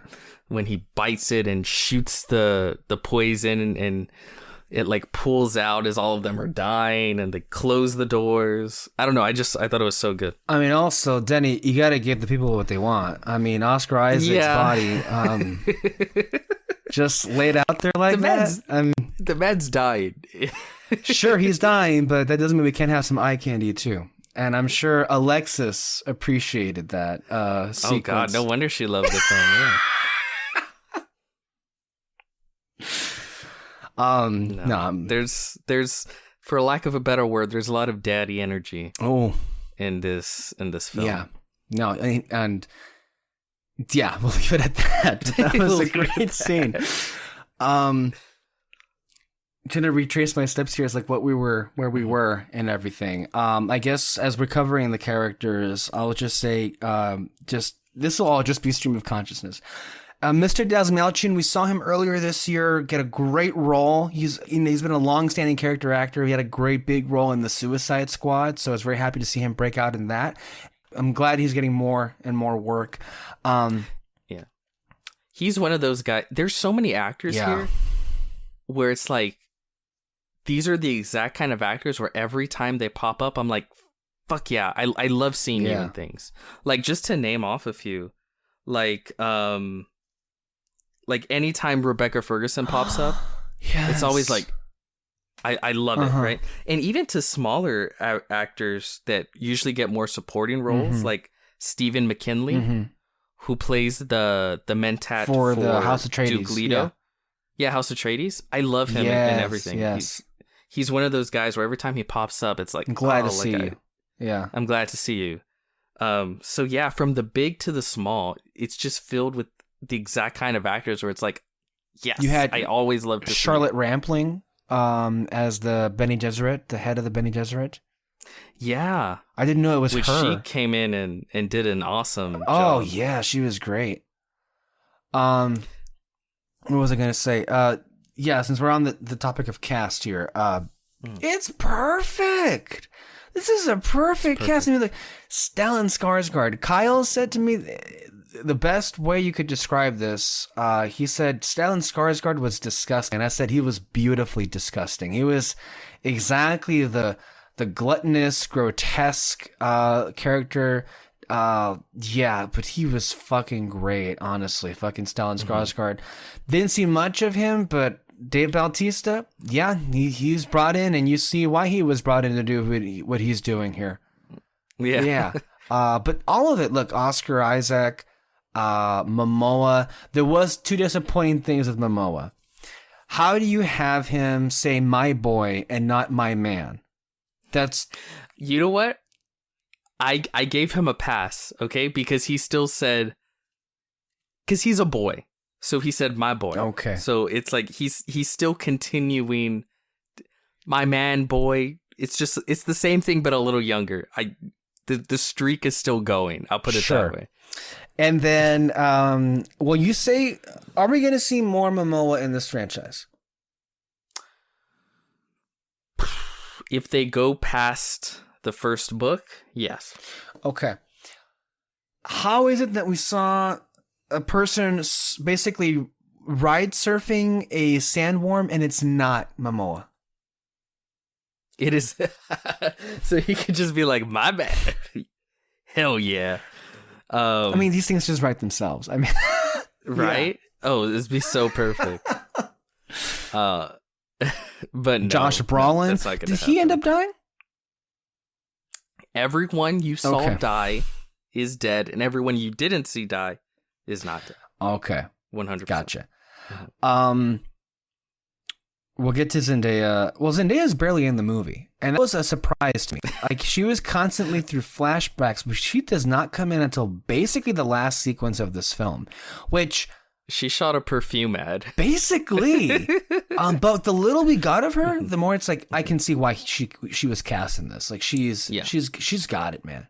Like, she knows. She's great. Yeah. We'll get to Timothy in a bit. I want to put the spotlight, though, on Rebecca Ferguson. I was pleasantly surprised by how much of her character we got in this movie, because I wasn't sure how much we would get of her. I loved her in Doctor Sleep. She was amazing in Doctor Sleep, and she was amazing here too. I'm glad that's an actor that's finally getting her due, because just like everything she does in this movie, it's just like, man, what a great actor. Not just in terms of like the chemistry she has with all of the different, with the ensemble and everything, but she is a core part. She's a key character in this franchise, and I was happy to see her get that role, because she deserves it. No, she was fantastic. Yeah. And like, from a visual standpoint, and she kicked ass too, by the way. Yes. It's a great role. Yeah. That's why I was so happy when she was announced. Because I read the book, and I know, like, she's kind of co-lead for most of the story. Okay. Yeah. It felt that way. Well, this first part. And I was surprised. Basically. It was as surprising to see her be a co-lead as it was to see Ana de Armas be a co-lead in Knives Out. Like, you don't necessarily think that going in based on marketing and everything. You think it's going to be the Paul and Chani story. Right. But Chani, who is Zendaya, correct? Yeah. Yes. You think it's going to be the Timothy and Zendaya romp, that they're just trying to pull in Gen Z. But no, it's more of a boy and his mother story in the beginning. Hold on. if they count as Gen Z, I count as Gen Z too. This bullshit ain't gonna fly with me. Yeah. They're our age. I know. Oh, what I'm saying is Gen Z. Their fan base is Gen Z. I understand that. That's what I'm saying. Yes. I'm not saying they're literally their age. Mm-hmm. Their fan base. Chill out, old man. Oh, fuck off. Because I was at Walmart today, and like these kids, like these high school kids called me sir. They asked me to hold their phone for something, and I was like, "How old do I look? How? Like, what the fuck? Come on, I'm 26, not 36." Sorry. And when you're 36, you're gonna be like, "I'm 36. I'm not 46." And so, hey, did you not take any lessons from this movie? You didn't see when he was like, life. He's like, life is a journey to be experienced, not fought, or he said something along those lines. Yeah. And it's like you go with the flow. Yeah. And you know what? It's funny, in that scene, I leaned over to Kyle and I was like, he's becoming one with the Force. Because it's literally like, you know, when he shot the fucking Death Star, it's like he's feeling it. There was a lot of like, turns it off. A lot of lines and a lot of moments that reminded me of Star Wars in this. You know, there was that character that Paul kills that in a possible future would have been his teacher, where he says, "I can show you the ways of the Voice." And the Voice is basically the Force, I guess, here? Yeah. Which is also cool, though. I think it's cool from... It's really cool. From a sound design perspective, you know? Speaking of, what's her name? Lady Jessica? Lady Jessica, Rebecca Ferguson, when she uses it in that fucking... The little thopter they're in when they're going to be killed. And she, like, I was like, fuck. Yeah. Like, that's when I was like, she's so fucking awesome. Yeah. That was really well done. But I remember what I was gonna say. From a visual perspective, I thought they would like go, you know, like, I don't know how to explain it, like the Phantom Menace level. Remember with Princess Amidala, where she's Queen like Amidala. caked in Queen Amidala, where she's fucking caked in makeup and has all the dress and like stuff. But they kept her pretty minimal for the most part, like no makeup. Yeah. Like, maybe you can say, oh, because she's the concubine, maybe that's what they were going for. But then she had like this really awesome dress when they first arrive on Arrakis. But she is also known as Lady Jessica. You're right. She had great costumes. But like for the longest time, until it was flat out said by the Duke that she wasn't his wife. I mean, you'd be forgiving for thinking that she was, because the whole house basically treats her as the wife. For all intents and purposes, she was. Yes. It just wasn't official because they needed to leave it open in the case of political maneuvering. I see. Okay. Yeah. Like, technically, again, they don't say this in the movie. Lady Jessica, is daughter to the Baron. Really? Stellan Yes. Skarsgård's Baron. Yes. Because it's like royalty. They're all technically related. 'Cause I don't know if you caught in the dinner scene. He said cousin. He calls... And I asked Kyle, yeah, he says like, cousin. how are they family? Like, fuck, what a fucking family. They just murder each other. But if you look at all the royals, like... In England, all the royals all over Europe, they're all cousins because they were all married off to each other back and forth. All the royals are related on some level. Ew. You can make that face, but that's just the way it was. I'm not endorsing it, but that's clearly where he's pulling from. All those heirs, and yet Queen Elizabeth refuses to move on. Hell no. Can pry that crown from her cold dead hands. In 500 years. Even then, in 500 years, yeah. But no, that shit's... It's interesting. No, it is. It adds to the political Definitely. I mean, and that also, if we're on that real quick, I know we're jumping through a lot of different things, but that whole... So basically, House Atreides is set up to fail here, and the film does a pretty good job of, like, illustrating just how hopeless their situation is. And you feel the weight happened. I guess to me, my biggest surprise was how quickly it all just collapsed. I mean, you could have allowed for a slow collapse, and they could have, suffered the punishment of the Emperor. But the Baron was like, "No, we'll just kill him now." Well, because he wanted that moment where he could leer over him and be like, "I have ended your line." Because the Baron is a sadistic motherfucker. Yeah. But there are also other questions. So, like, the Emperor, it's said here, and there was a great exchange in the beginning of the movie between the Duke and Paul. Great for a lot of reasons. It kind of like helps us, get our bearings as to like what's going on here and where we're going. But it was a great moment between those two characters, and I love. This is where when people say like Denis' movies doesn't have heart. There's no heart. Like, where he says, it's "I ridiculous. never needed you to be anything more than my son," and then he just touches his face. Like that was beautiful. That was beautiful. Yeah, it's great. I'd love for Black Widow to have had a moment like that. They had the dinner scene. It was real to me. It was real to me. I mean, I don't want to knock the actors there. I mean, obviously in that situation, but it's like that's a great scene in and of itself. But in that moment, it is revealed, oh, well, of course, we all know what's going on here. It's political bullshit. The Emperor thinks that we're too popular and he wants to knock us down to peg, which leaves us open to extinction, which ultimately does happen, I guess, in the context of this movie. But my questions, therefore, end up being, the Emperor is so threatened by House Atreides. Why doesn't he just kill them? I get that they're so popular that they threaten him. My other question is, if they were so popular, why do they have no allies to come to their rescue when they're being annihilated? I can answer all of that. Okay. As far as why no one comes to their rescue, they directly address that because they say like they send the Emperor's personal guard, which are like the greatest fighters in the known universe, although they're nothing compared to Fremen fighters, to go with them, and then it's when he was talking to the head Bene Gesserit, and they say like it cannot be known that the Emperor is basically helping you out here, and he says Dune has no satellites; they will die in the dark. Basically, there will be no evidence. Dune has no... You mean Arrakis has no satellites? Arrakis is Dune. Right.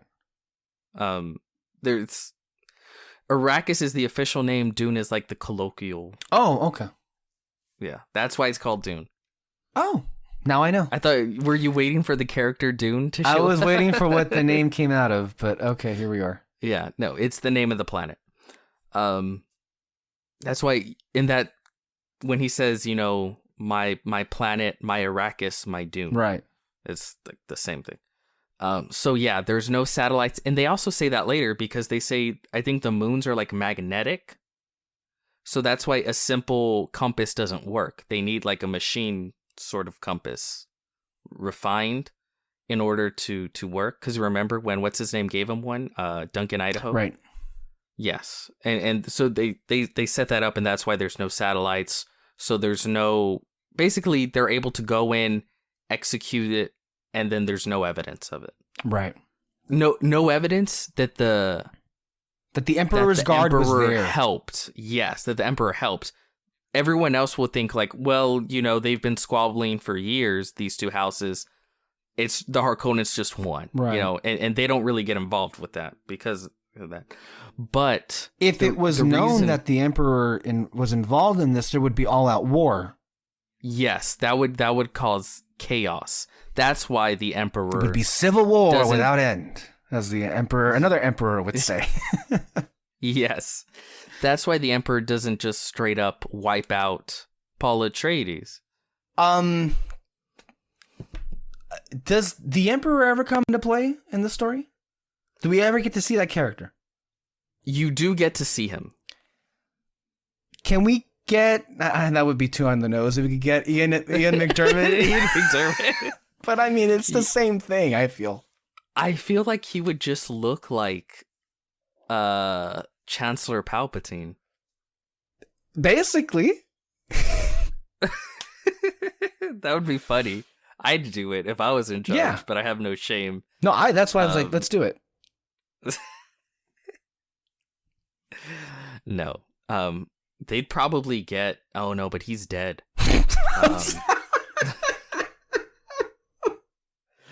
What's his name from Knives Out? Well, actually, no, that's not true. In the book, he is dead. He is Christopher dead, Plummer. Yeah. Christopher Plummer. In the book, I believe they say he looks like mid-30s. Okay. So they could get like a fairly young actor, but he's actually much, much older. But he looks Richard Madden. Mid Although I'm not sure he's an emperor type, but I mean, I guess that could work. I can see it. I can see it. It would work. But yeah, the Emperor does eventually come into play. It's kind of like, again, the first few Star Wars. It's like he's mentioned, but a lot. Mm-hmm. The real villains are the Harkonnens. Sure, yeah. The Harkonnens. The Harkonnens. I like to say Harkonnens. They say in the movie they say Harkonnens. I always say Harkonnens. That's the difficult things with these made up fucking words, because you come up with how it's supposed to be said in your mind, and then they tell like, oh no, actually it's this other way. I think we should get to the elephant in the room, or should I say worm? The worms, visually so well done. Like when the worm first appears and like the sand like shatters and breaks from around them, and then like it shakes so much that they start to sink into it. The music, so well done. So go ahead. To speak on that specifically, when the worm first comes out of the sand, it's one of those moments I sat back and it was like, wow. And Kyle and I had a moment where we're just like, he was like looking at me like, holy shit. It's you're at a loss for words. Just to see that actually happen, like, whoa, just the true scale of it is exciting and frightening at the same time. And it also speaks to, I think, a great asset the film has overall, and that is it looks so beautiful. The scale is great, but like you have the visual effects, man. If this doesn't win Best Visual Effects at the Academy, I don't know where they went wrong, but they obviously would have gone wrong. Because, like, how is it that this movie looks this good? Like, you'd think that this was one of the most expensive movies made out of the last couple of years. But as we were just alluding to, about an hour or two before in this conversation when it came to the Marvel movies, or just Disney's, like, Disney had, like, they had more expensive movies with Black Widow and Jungle Cruise, excuse me. But to see how poorly and... Probably Jungle Book, right, too. And, well, to see how poorly and sloppily those movies looked, and compared to the effects of this, like, it just, like, I know it's not a direct apples to apples comparison ultimately, because there's it doesn't account for, like, who's to say that the VFX budget was larger ultimately. We just look at the overall budgets of these movies, but this movie for $165 million, like, wow, like the visual effects are perfect. There is not a single shot here that looks like Uncanny Valley or just bad or noticeably CGI. Like, and there's like a lot of good movies have moments where they're just failed completely by unfinished or rushed VFX work. But here it is masterful. And it's not like this film doesn't have big spectacle moments. Ooh. Like, there was a really well done escape scene with Duncan, Idaho, when he's in the flying sort of helicopter. Oh, yes. He's trying to escape, and like the lasers are following him. Like, it's really it's beautiful, and he's flying through a futuristic city in a futuristic machine with the laser chasing after him and blowing shit up. Any other movie, it would look fake as shit. Here, it's so realistic and so well done. And yeah, the worms, they are very much treated with the majesty that you would hope they would be. Right. Okay, so another thing that comes across my mind, that last moment where the sandworm comes out, and then he just stops, and he seems to recognize Chalamet's character Paul. Mm-hmm. That was a wow moment. It's like, oh my god, like, this force of nature just stopped in its tracks, and you can kind of see it. You don't. I don't think it has eyes, or you don't see its eyes, but you kind of see it calculate, and then it just goes away. And I know, like, some other character says, like, oh, they put a thing in the ground where it got the worm to go away, but I think there was that meant a connection. It meant a lot more than just that. Yeah, I'd be inclined to agree. But that is something that I don't think was cut, but doesn't come into being until the second part. Okay. Mm-hmm. Oh, yes, go ahead. I will say they leave you with a hell of a, like I said, a hell of a teaser for the second one. They're like, yes, we will be writing them. So come on back for more part 2. Because that's like one of the final shots they show you where they're like desert power. And let me tell you, not only do they write them, they utilize them. The action will be bigger. But the action you get here is great. And that's, look, yeah. I'll say this. My biggest concern with the movie in terms of like general audiences, my fear would be that they wouldn't connect with it, because I was looking at what he did with Blade Runner 2049. And the thing is, I've always said this, and I think I've always been proven right in this case. And that is, if an audience perceives a film to be slow or move slowly, they think this is bad. What's going on here? What is the point? Now, Blade Runner had a very deliberate pace. I gelled with it. Most didn't. What I will say is, my biggest concern was that this movie was going to move slow. It doesn't. This moves. Moves maybe even almost at a next to, not quite, but a next to breakneck pace, where like there's constantly things going on. And honestly, a lot of it, just looking back on it, was just like conversations, which I love. And I think, but they always, they move the narrative forward, and it's focused on character. Really, I think ultimately, I love Paul. I love Timothée Chalamet. I think he's great. Like, you don't get ultimately all of him here yet, because there's a lot more of him to go here, but you have a great introduction, and I think he comes across as the sympathetic guy. And I think where I felt the most for him was when they're underground and these visions are getting to him, and he's having that anxiety of like, what am I to be like what you mentioned earlier, like what ultimately are these two roads? What are his options really? And he kind of has like this lashing out at his mother, like, look at the freak that you made me. Of course, you have Chalamet, who is a world-class actor in his own right to deliver that. But I think the characterization was there to make me feel like just so sorry for him. I think he's a great lead. Yeah. I think he holds the movie, honestly. And I'm excited to see more of him in the next film.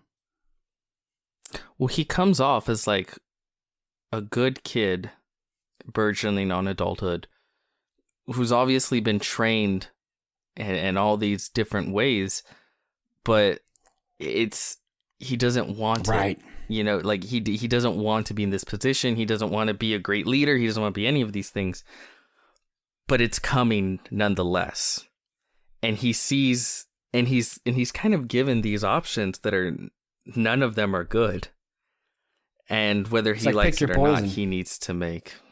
Yeah, and you kind of see that at the end. Like, a lot of people feel like, oh, it just ends. But I think it ends pretty pivotably, because he makes a decision, right? Like, when he has that one-on-one challenge with the guy that maybe could have been in another timeline a close friend and mentor, he kills him, right? And I think there's a really good part where like he keeps saying like yield, right? And to the Fremen, that's insulting. Like, how dare you? But and they even ask his mother, like, is he just toying with him? He's like, what is he doing? Before. And she says he's never killed someone before. And I thought that was really good. And it ends with him making that decision. of killing him. And, that sets him, and I think that's a pivotal moment for his character. Sure. Yeah. And where he goes. And it is an endpoint for that character. Mm-hmm. But would you say that's the endpoint of this movie, though? Like, no, it's still very much just one half. Okay, we'll get to that in a minute. Yeah. We'll get to that. About the merman, the Turnman, the Fremen? The Fremen, yes, the Fremen. Yeah, they kind of came across like Mandalorians in that, like, how, like, glory to, like, fighting a good death and everything. And I was kind of laughing low-key when Zendaya felt sorry for him, or Johnny, or Chadi, or what's Chani. Chani.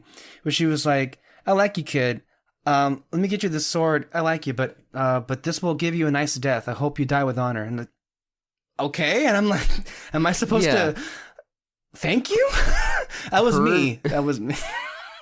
Her being really nice is her going like, you're gonna die. But I want you to have an honorable death. So here's this awesome weapon. If you die with it in your hand, it'll be honorable. And plus, the one who you're gonna face, he's a really good fighter. So he'll probably make your death quick. And it's just like, like, that's it. Like, but yeah, no, like, I actually don't think, this is one thing where I think the film maybe could have done a better job of getting across just how skilled as fighters the Fremen are. Because in the book, like, everyone we don't see much of them here. You don't see much at all. But in the book, everyone is deathly terrified of the Emperor's guards, right? And they show them, right? Well, you said something earlier in this podcast that was a surprise to me. So I guess these are far more fearsome than the Emperor's Guard. That's the thing. The Emperor's Guard are supposed to be like the greatest fighters in the known universe. And then in the book, at one point, the Fremen kill a bunch of them. And like the death rate is like, for every 2 or 3 Fremen that died, they killed 100. Wow. Of those fighters. And then their response was like, yeah, like they were pretty okay fighters. Like, it was a good sport, basically. And they say that in the book, and I can't remember who was around when they heard it, like Duncan Idaho or someone, and they're like, oh my God, like, these people, they're incredible. And again, they don't get it across, but that's one of the main reasons why in the book the Duke wants to create an alliance with the Fremen, because they are such legend. The prowess as fighters is unbelievable, legendary, and they thought, like, if we could get them on our side, we'd be unstoppable. Like, that was one of the things. So that was one of my other questions too, because I forgot now, but I just remember when you said it, he did want to make an alliance with the Fremen. Fremen, that was right? one of the big things. Yeah, the Fremen. Okay. It's one of the big things, because at first, again, he knows it's political suicide. He's signing his death certificate, and it's all politics. Off the bat, we start the movie with that, and I guess my intuition, if I were in his position, was, okay, well, let's just pick up our people, and let's get the fuck away from here. Let's run away as fast as we can to the other side of the galaxy. I don't know if that's necessarily an option. Probably wasn't. His honor would not abide it. Well, no, it's royalty in politics. These Mandos, the Mandalorians. Oh boy, the honor. Yeah. Okay, well, there's that. Anyway, I thought it was just a Fremen thing, but I guess it seems to be everybody there. All right, so I guess then, would the fact that he was so adamant with an alliance with the Fremen, does that mean he made up his mind to make a play for the throne then? Because the Emperor said, fuck you, basically, or was it like for security purposes? I think security. He knew he was backed in a corner, but if he's able to, one, get the production of spice to go, because he knew that would get him incredibly wealthy, right? So that's step one. And step two, if he's able to create an alliance with the Fremen, he would be able to create a fighting force the universe had never seen, right? And basically, he would save himself in that scenario from oblivion. Right? Yeah. I guess he didn't factor in he had no time to do any of that. That's the thing. It's implied that if he had time, he would have been successful. But there was just... I guess it was no time to die. Don't do this. Don't do this to me. Kyle's not here. I thought we were going to have a good time. You had to come in with this Speaking bullshit. of Kyle Lira, he meant to be here, but he wasn't feeling well. He needed a rest today, is what he said. But he did want to be here. So there is that. He just responded right now. To what? Oh, yeah. There's that. It's a lot of stuff in this movie. There's so much. Should we talk about the score?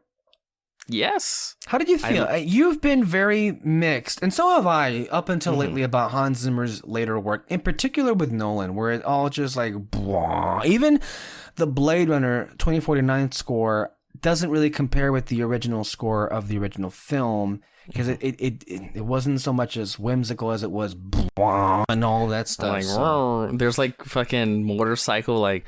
But we were turned around with his recent James Bond score. Oh, it was great. I really liked it. And I really liked this one. He does get into the bois. He can't help himself. Yeah. He can't help himself. The grandeur demands bois. But there's so many great atmospheric themes. Oh, yeah. The Bene Gesserit theme, where it's like a lot of like whisper screams. Like when they... You know, like when they first land onto Caladan, right? And then like in the rain, and they come out, and I haven't even begun to examine all these different things. I'm sure I will as the weeks come by, and as I see the movie again, and I hear more of the score. But I'm sure I'll pick it up more as I go along. But I guess my initial impression was it helped enhance the experience of this being an all-immersive, peak cinematic experience. Hans Zimmer over-delivered on this, and it definitely left an impression on me, which is what you'd want a movie like this to do. For me, there was, even reading the book, there's this almost trance-like quality. Yes. To Dune and its story, which and its the best world. movies can have that. Like I think of Martin Scorsese's Taxi Driver. Yeah. And I feel the music is so instrumental in getting that right, and I think it did that here. Yeah, it really does lull, especially the main Dune theme, and then of course you always have to have that lady shouting. It's great though. I love it. No, yeah, it was great. It is cliche, but I love it. No, it works though. It works definitely here. When it ramps up the tension, and then you're banging the drums. Right. It's fan, and then there's fucking bagpipes. There was literally in the movie, House Atreides. I guess when they arrived, was it when they arrived on Arrakis? Yes. When they had a bagpipes. I think it's meant to represent House Atreides, because like when Josh Brolin ran into battle. They were playing with his men, like you could hear the bagpipes going off. Okay. Like, so I think that's kind of what it's. I'd love to go to a Hans Zimmer concert one of these days.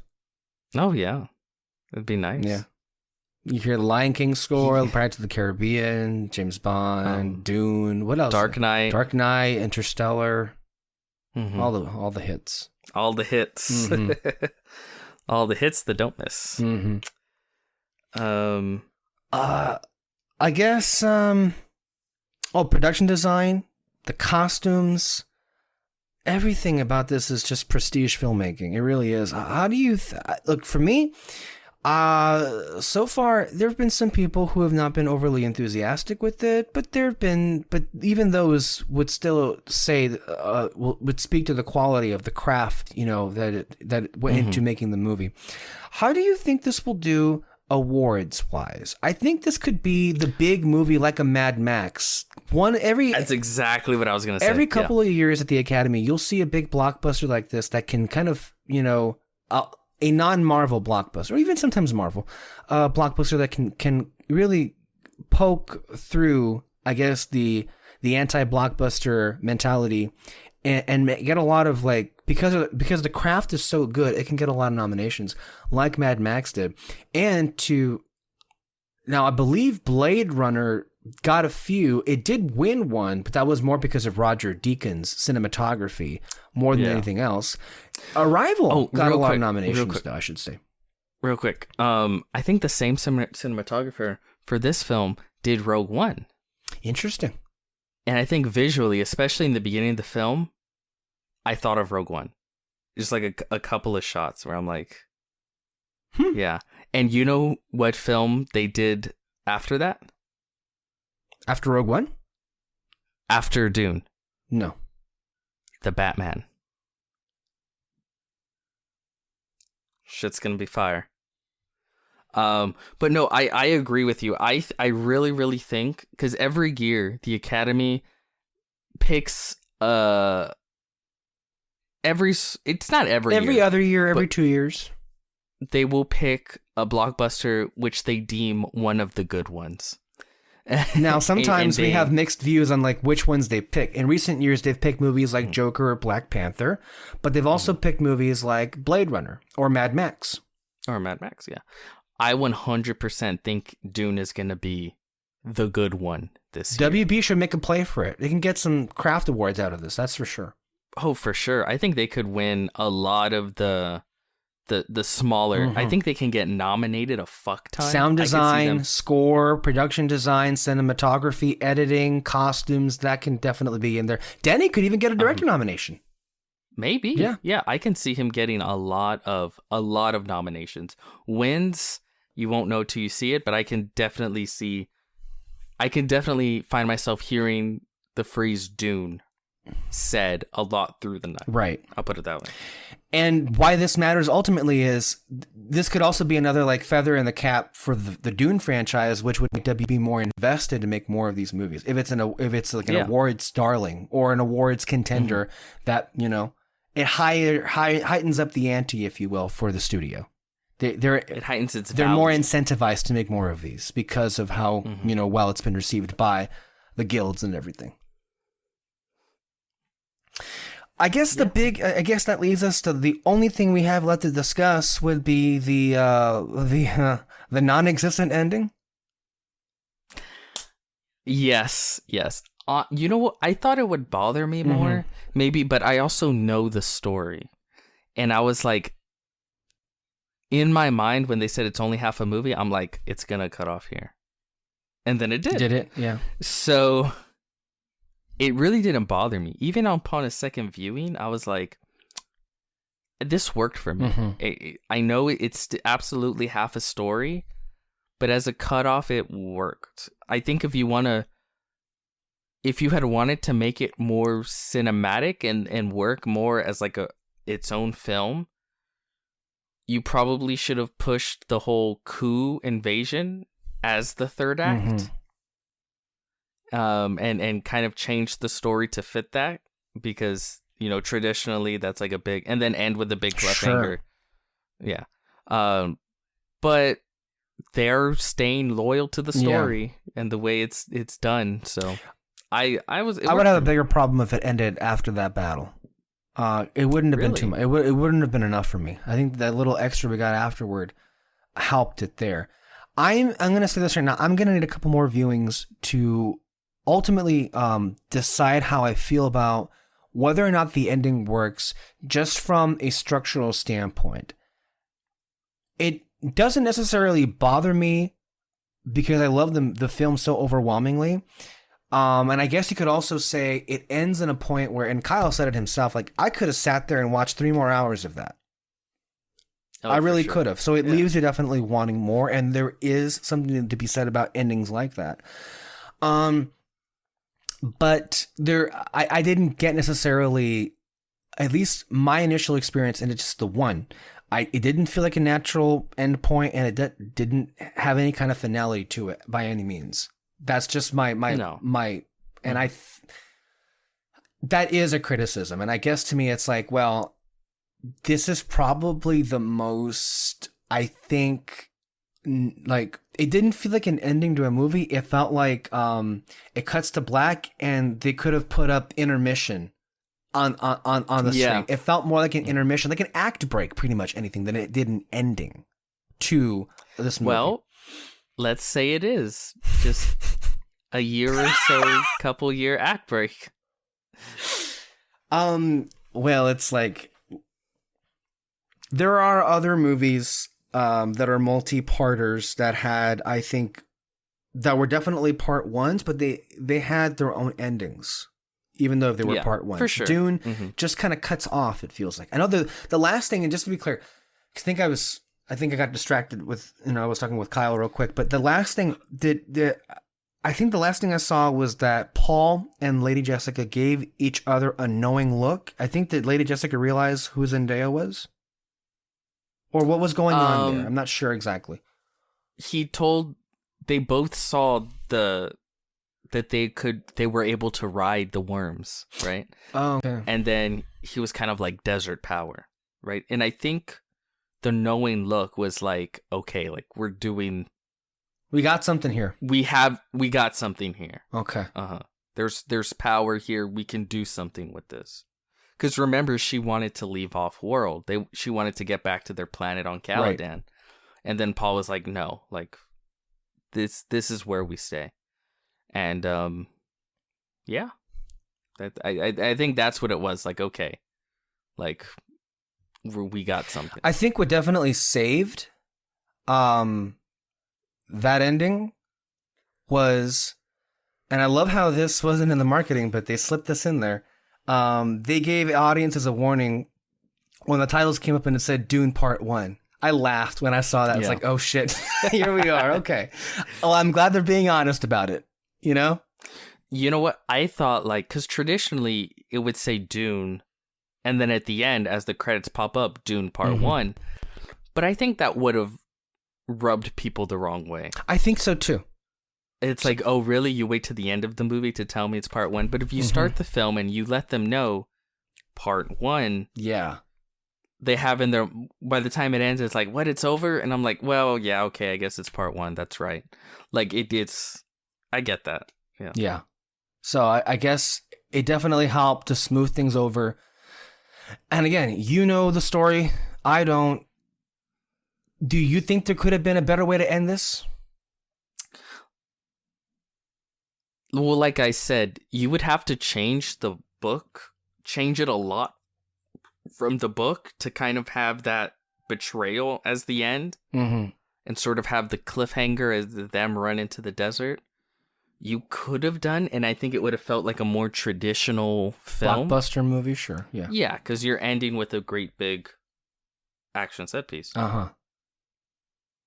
But if you want to actually stay loyal to the story, there's no better cut than right there. Okay. Because I can't remember, but because it does feel abrupt. You really can't help that. Yeah, but within the book, I'm pretty sure there's a time jump. Well, we can't do a time jump here. I mean, I guess it's got to be this and nothing else. Yeah. Well, I mean, like, halfway through the book, there's a time jump. Right. So that might work for a cutoff. You know what I mean? Sure. Okay. But yeah. Fuck, I had something I wanted to say and then I just lost it. I hate when that shit happens. Man.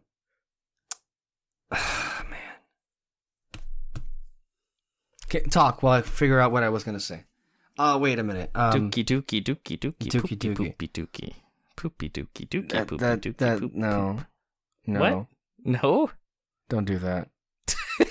Don't do that? Don't do that. That's not the kind of content I'd like people to listen at this point in the conversation. Okay. How do you feel it's been received? Because I think... actually, you know what? I think we've kind of already spoke to that. What have been the issues that people have had so far from what you've seen? Very positive all around. Any negatives more beside they couldn't connect with any of the characters, or it ends abruptly? Yeah, some people, it's just found it boring. But a lot less than I would have assumed so. Yeah. Before going and seeing the movie and seeing everyone else see it. More people, I found a lot more people than I thought would have been. Yeah. Were very open to it. Mm-hmm. So, yeah.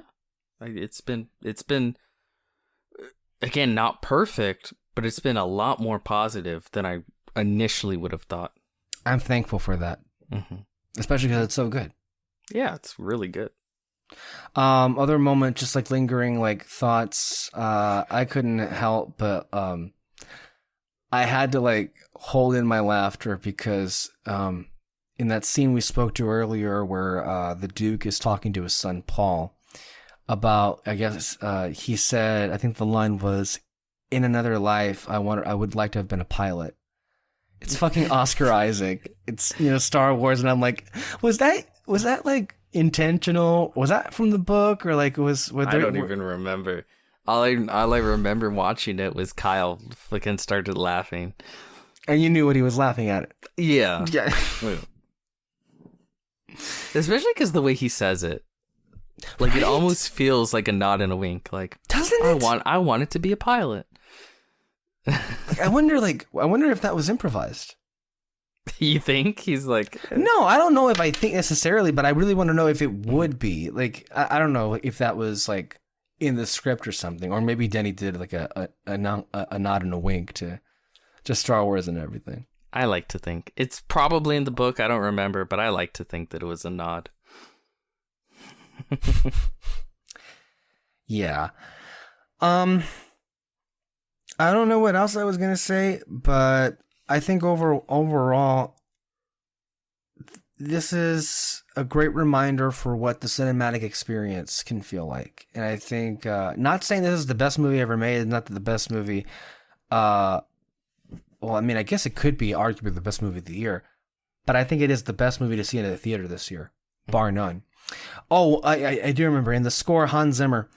I don't know if you caught this, but in some of, because I did read the IndieWire interview that they did this, and I was trying to hear for it, in the pieces of music that would be in the desert. I think it was toward the end. But you do hear a little bit of an homage to the Lawrence of Arabia score. I was gonna bring that up. A lot of people kind of went like, did Denny want to make Dune, or did he want to make a remake to Lawrence of Arabia? Just with the filmmaking and the grandeur and all of that. But no, that's great. No. I saw that too. Yeah. Fantastic. Love it. Anything else to say? I think that Martin Scorsese would consider this film cinema. And I think that's about the highest praise you can give it. I love the I guess there was I guess I have to go and look for it. Guillermo del Toro interviewed Denis Villeneuve. Well, I don't know if interviewed's the right way. I guess was talking to Denis Villeneuve. Yeah. It was more of like gushing with the movie and everything. So yeah. Did you see the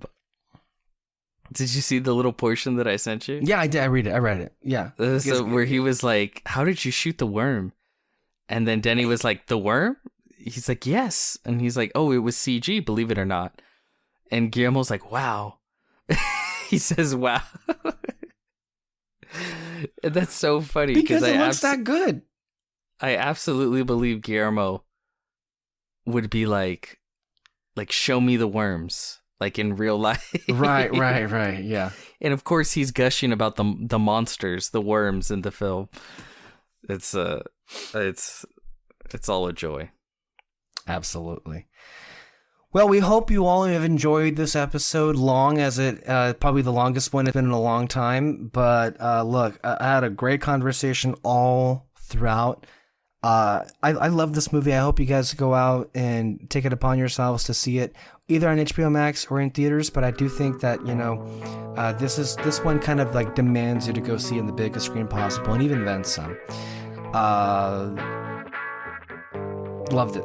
Thank you all for listening. Remember to catch your podcasts every single Sunday. Remember, we got in the coming weeks, Last Night in Soho, we got Eternals, Ghostbusters Afterlife, and at some point, Hawkeye is going to start airing on Disney Plus, and David and I will be back to recap that on a weekly basis. Thank you all for listening. Stay under the spotlight. We'll see you next time. Bye.